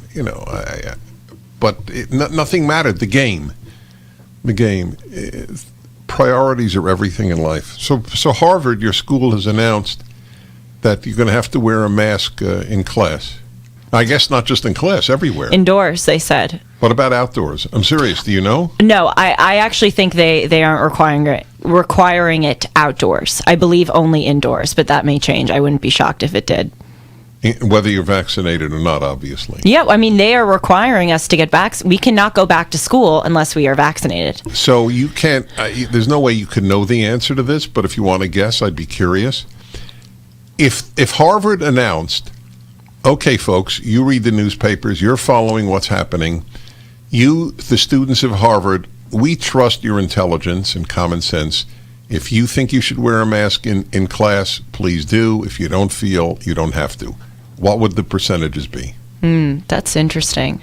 I'm kind of two minds. I think on the one hand, my generation really takes COVID very seriously, which in some ways is a good thing, but I think the media really over-exaggerates the threat it is to us, so they internalize that and they wear masks everywhere.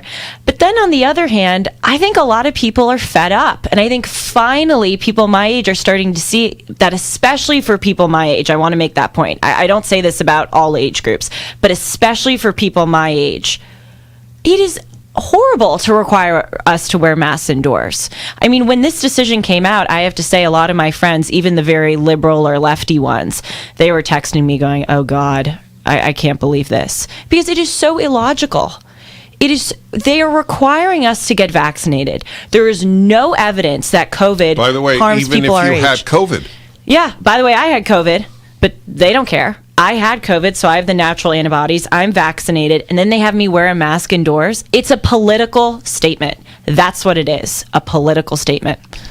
I think it's also actual bona fide paranoia. Yeah. The amount of, and that too, I think, is related to secularism. People are more afraid of everything, including dying, in the secular world. I am religious. I don't want to die, but I'm not afraid of it. I'm not consumed by will it kill me. Mm-hmm. I'm consumed by I want to live a full life while I'm here. That's a very big difference. Well, Julie, what day are you sitting in? Do we know the day yet? August 10th. The anniversary of your first appearance. That's right. You reminded me that. Mm-hmm. That is bloody. To the day. That is bloody dramatic. You can reach Julie at Julie-Hartman, Hartman, Julie-Hartman.com. She actually answers her mail. She hasn't slept in 4 weeks. Julie, thanks. Not false. Great to be with you, Thank needless you. to say.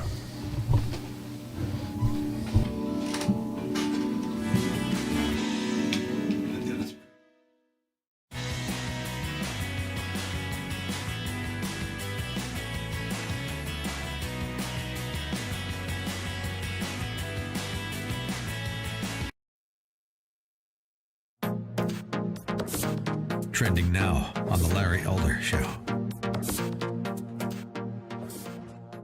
Okay, I admire the man that's on the line so much that the show is named after him. Mr. Larry Elder, how you doing, sir? I'm doing great. Thank you so much, Carl, for having me on. I appreciate it. So tell us what the first goal of the campaign is, Mr. Elder. Well, Carl, first of all, thank you so much for having me on again, and please call me Larry. And when Dennis first approached me to run, Carl, I said, two things could happen. I could lose, I could win. Both are bad.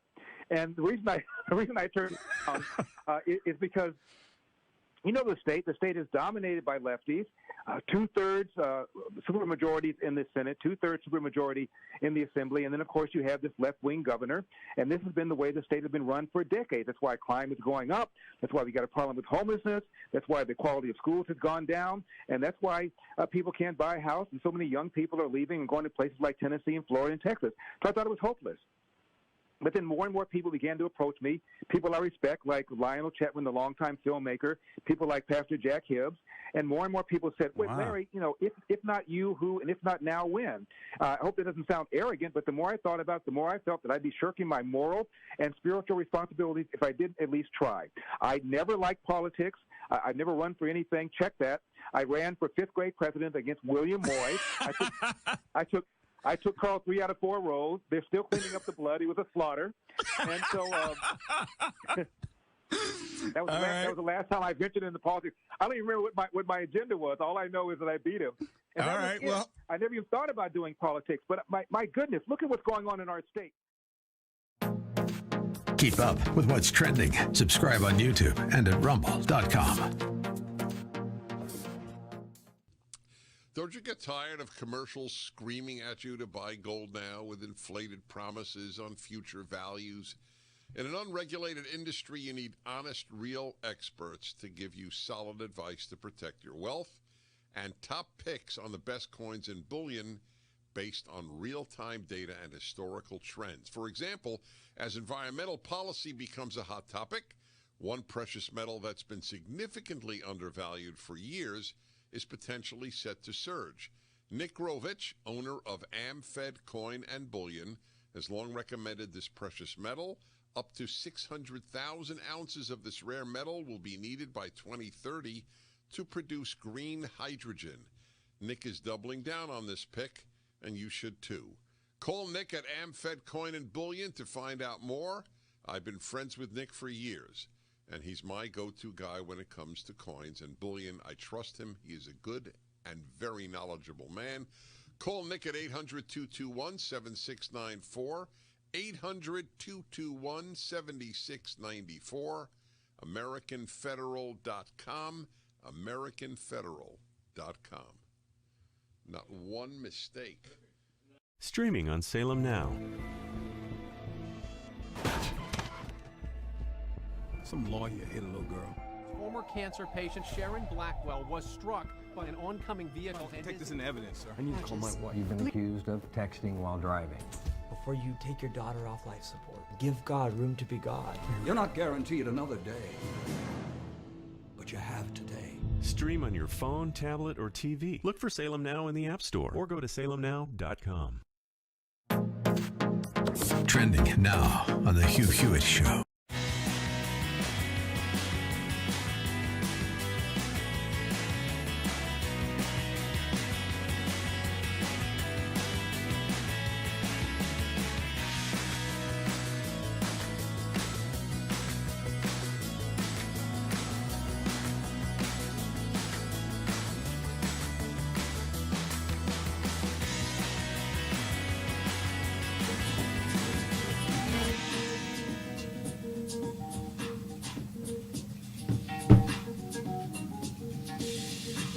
Yes, indeed, everybody. Dennis Prager here with you. All right, let me see here. Let me answer a few things and clear up lines so more of you can call in. So let's see. David in Chicago wants to know, what was the study on ivermectin? We've put up the Wall Street Journal piece at DennisPrager.com. It'll give you all the studies listed in it. It's in today's Wall Street Journal. And the one of them was in the journal titled Antiviral Research, June 2020 study published there. So thank you for calling, David. And the reason he called was I had spent a lot of time on the show today about this article, talking about this article, as I have talked to you about ivermectin and even earlier hydroxychloroquine and zinc from the beginning. Who was the epidemiologist who said hundreds of thousands of lives would have been saved?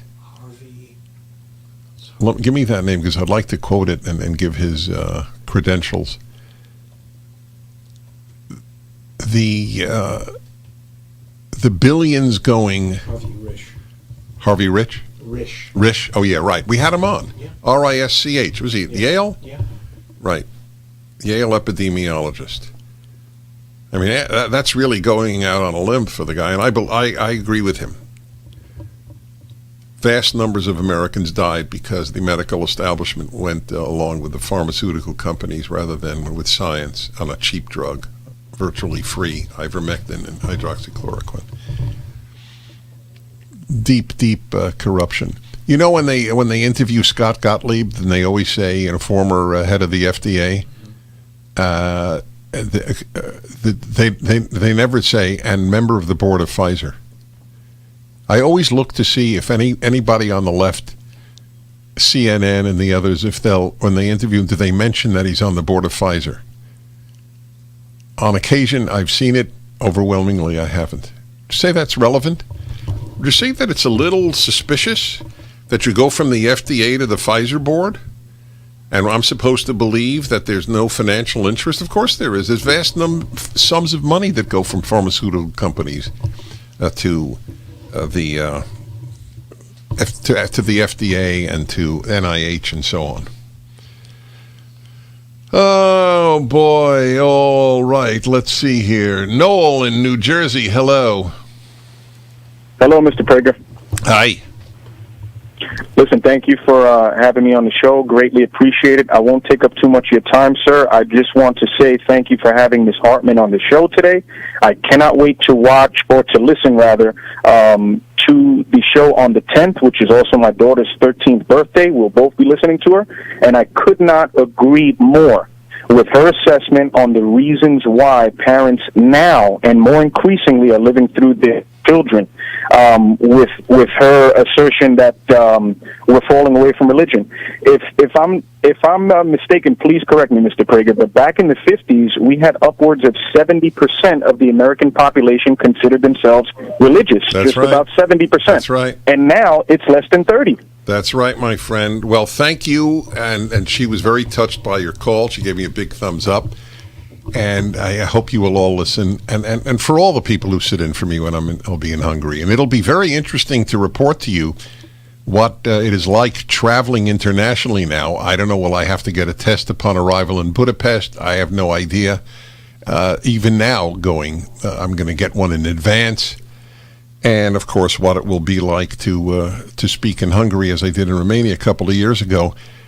And I just want to repeat something that is very important to me. I think that Eastern Europe, if there's a chance for the West to be saved, it will come from Eastern Europe, not Western Europe. Western Europe has just descended into secular nothingness.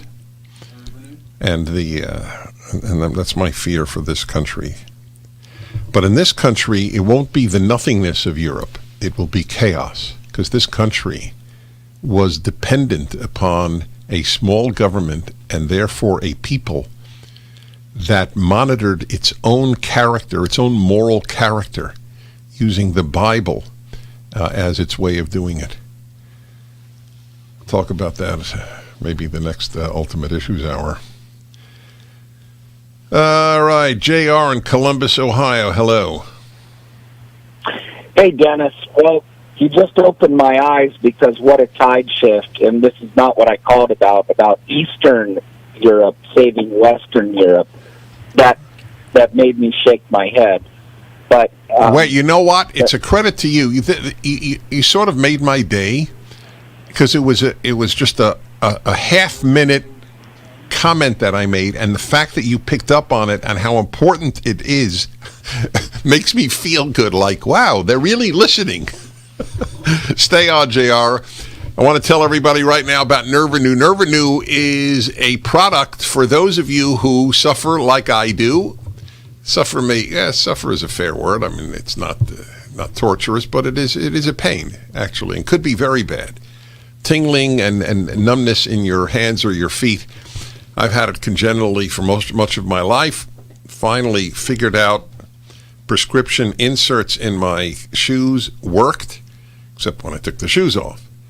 Anyway, I threw away the inserts after 8 months, 10 months of taking NervaNew, which I read about on the internet.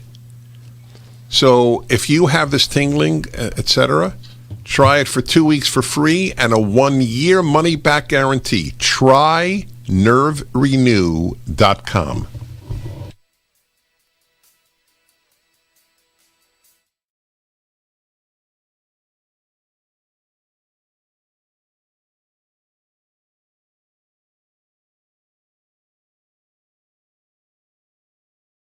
On Salem Now.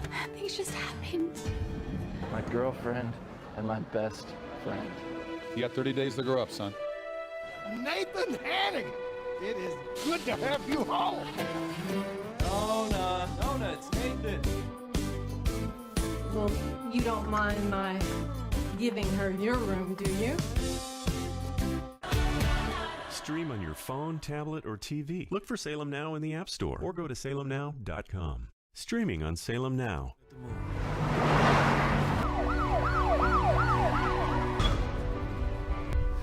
Get back or I'll shoot you. No one's left inside for the pastor and his 2 daughters. If you run, I'll shoot your family. Nobody cares whether I live or die. It's bad. I'm not going to stand around and be a part of it anymore. Give me the gun.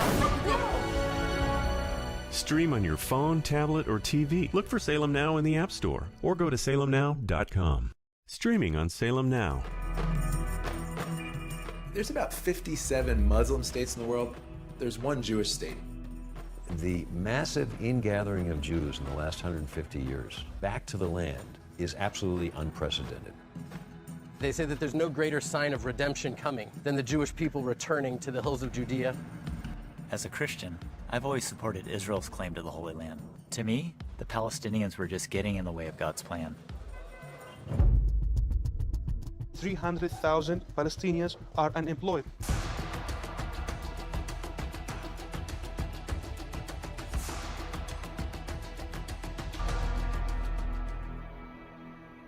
In spite of all the years of conflict, there's hope here, if you know where to look for it. Stream on your phone, tablet, or TV. Look for Salem Now in the App Store or go to salemnow.com. Trending now on The Hugh Hewitt Show. There will be no masks in Florida. Ron DeSantis yesterday spoke to us. Cut number 1, the governor of Florida, on the questions of masks and school kids. We look forward to this upcoming year to be a normal school year, be in person and live like normal and learn like normal kids. There's been talk about potentially people advocating at the federal level imposing compulsory masks on kids. We're not doing that in Florida, okay? At the end of the We're day... not doing that in Florida. We're not doing it anywhere.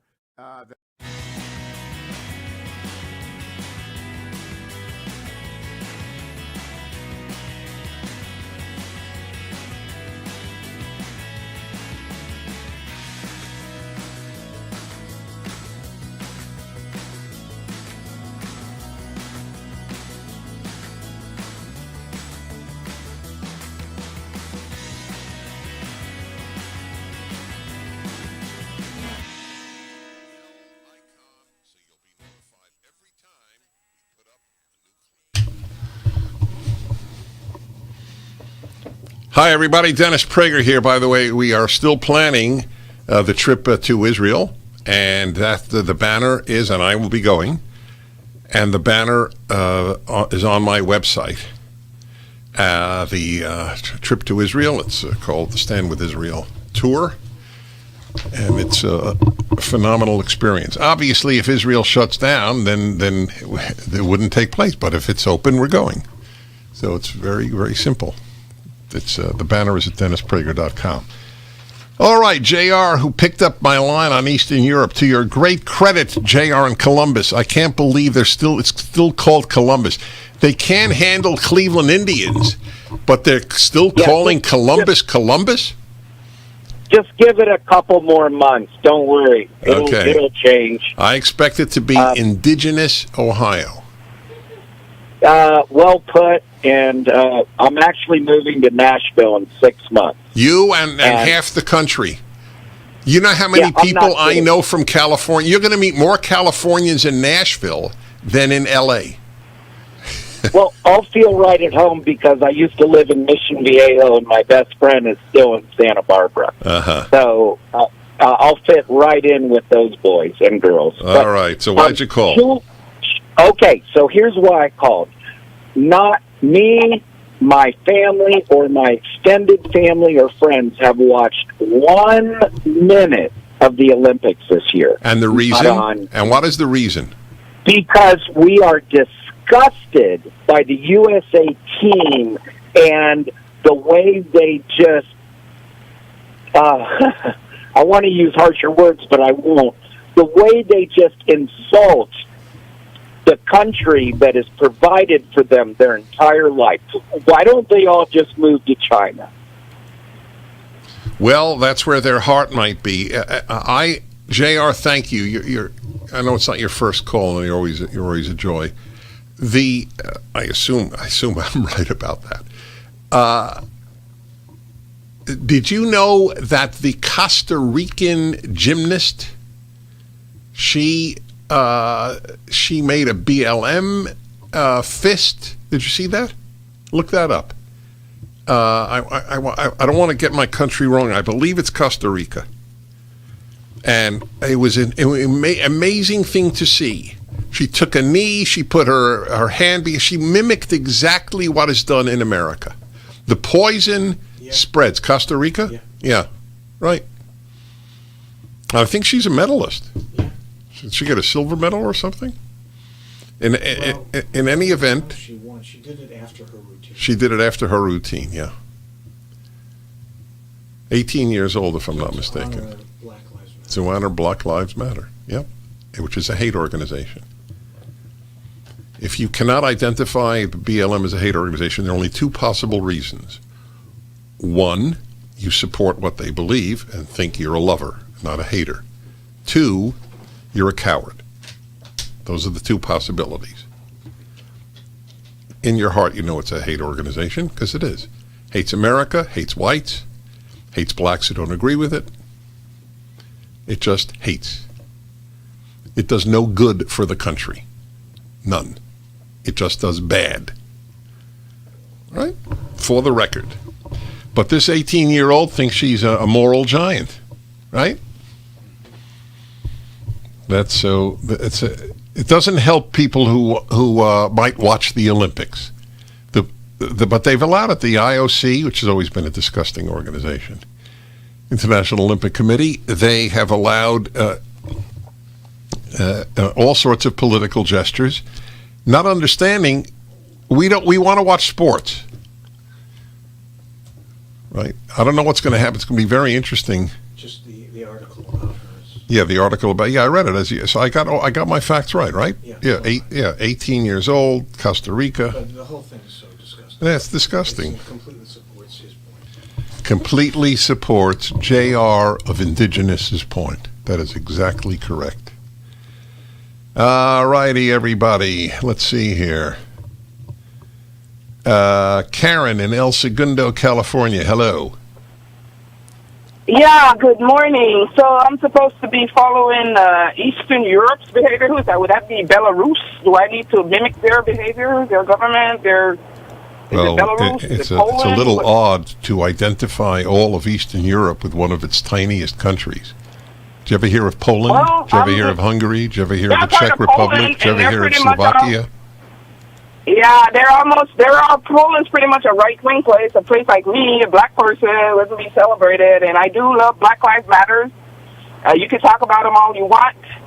I could say the same thing about some Jewish organization. By the way, say one. Tell me what Jewish organization is a hate organization. There's a bunch of them. Name them. I've named BLM. What is a Jewish equivalent? Say it again. The ultra-right organizations that name one. Name one. If you don't name one, you've lied. Please, the Jewish Defense League. Okay, you're right. You're right. The JDL is a hate organization. I agree with you. Yeah. The JDL doesn't exist. Okay, the JDL. So okay, you know what? If you want to say BLM and JDL are similar, fair enough. The JDL did some good things. Everybody does. Almost everybody does. But I didn't like it at all. I debated Mayor Kahana on national radio in the 1980s. You can find it, actually. It's somewhere on YouTube. Anyway, that didn't quite work, did it?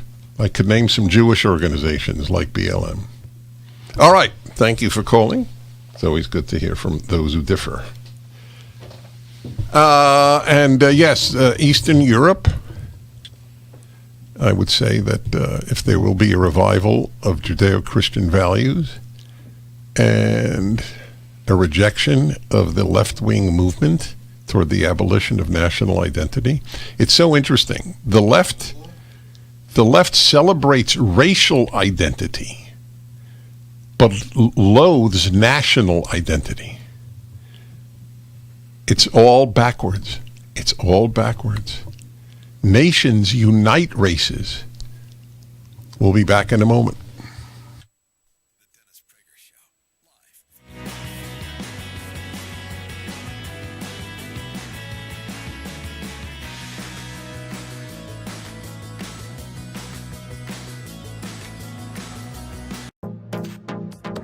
Trending now on the Mike Gallagher Show. Here's Tom Hanks. They enlisted Tom Hanks. They probably paid him a boatload of money. Then again, maybe they didn't need to because he's worth all the money he needs. Maybe he's got all the money he needs. How about this one of the most famous actors in America, Tom Hanks, making this major announcement? Together we stand with all who understand what it means to be born and built from the land.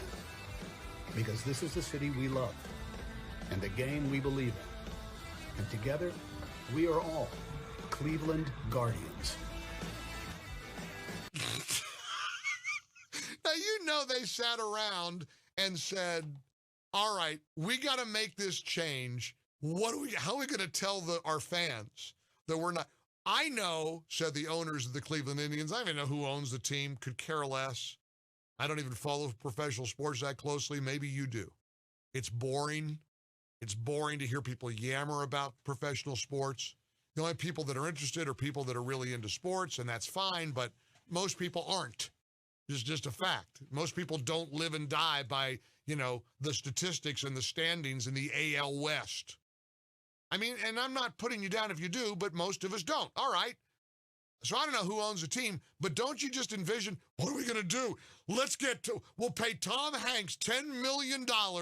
We'll put together a slick video with dramatic music, and we'll show all these great shots of Cleveland, and we'll try to convince people that we're uniting by changing the name of the Cleveland Indians since 1915. Keep up with what's trending. Subscribe on YouTube and at rumble.com. Streaming on Salem Now.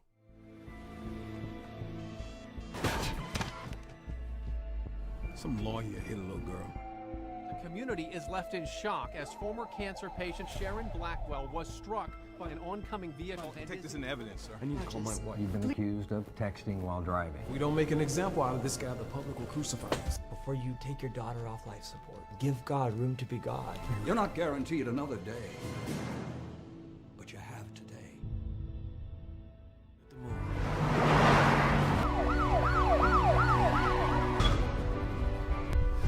Get back or I'll shoot you. The one's left inside for the pastor and his two daughters. If you run, I'll shoot your family. Nobody cares whether I live or die. It's bad. I'm not going to stand around and be a part of it anymore. Give me the gun. Stream on your phone, tablet, or TV. Look for Salem Now in the App Store or go to salemnow.com.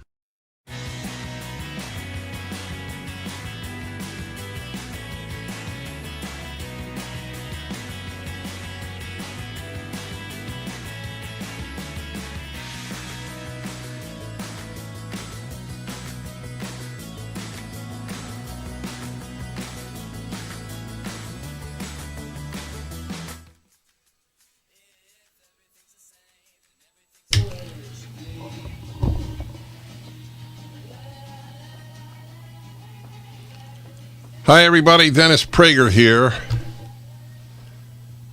And Rosemary in Michigan. I don't know what city, but we'll just say Michigan. Hi, Rosemary. Hello, Mr. Prager. Hi. You read my comment? Yes, what you said about BLM is very wrong, so I immediately went to your call. No, it's not very wrong. Do your research. I know friends are No. You asked me to read what is written on the screen. Take like you're saying. The whole movement, basically, it was against police brutality. How many blacks? Okay? How many? No, Mr. Prager, I'd like to ask you a question. You're wrong. No. Before I'm sorry, wrong. You're wrong. Okay, look it up. It doesn't look help. it up. Research it. Okay, I did. All right. I feel bad when I want a dialogue. What am I going to say? my dear Rosemary, who already hung up, about 16 unarmed blacks were killed in any given year in the last few years by police. By the way, it's not just unarmed. And wait, I'm not done. I know. It doesn't mean that they didn't threaten the policeman terribly. In the case of Ferguson, who was the Michael Brown? Michael Brown was reaching for the policeman's gun and wanted to shoot him. He was exonerated by a largely black jury. Obama's Department of Justice exonerated the policeman. And yet Obama, before he left his term, spoke about Ferguson as an example of police brutality against blacks. Police brutality against blacks is extremely rare, if you mean because they're black. It's extremely rare, especially given how many interactions with blacks there are, since blacks commit a highly disproportionate amount of violent crime. But no liberal would say that, and no leftist would say that, because they're cowards. In the case of liberals, it's cowardice. In the case of left, it's meanness. Desire to make angry people. That's the reason people listen to non-mainstream broadcasts. We tell much more truth than CNN, NBC, NPR, New York Times, and Washington Post put together. That's the way it is. Okay, everybody. Sorry I couldn't take you. Paul, Heidi, Isaiah, Joan, Bob, Frank, and two others whose names I don't see. I'm Dennis Prager, and I remind you it's fundraising month for PragerU. PragerU.com, 833-PragerU. I'll see you tomorrow.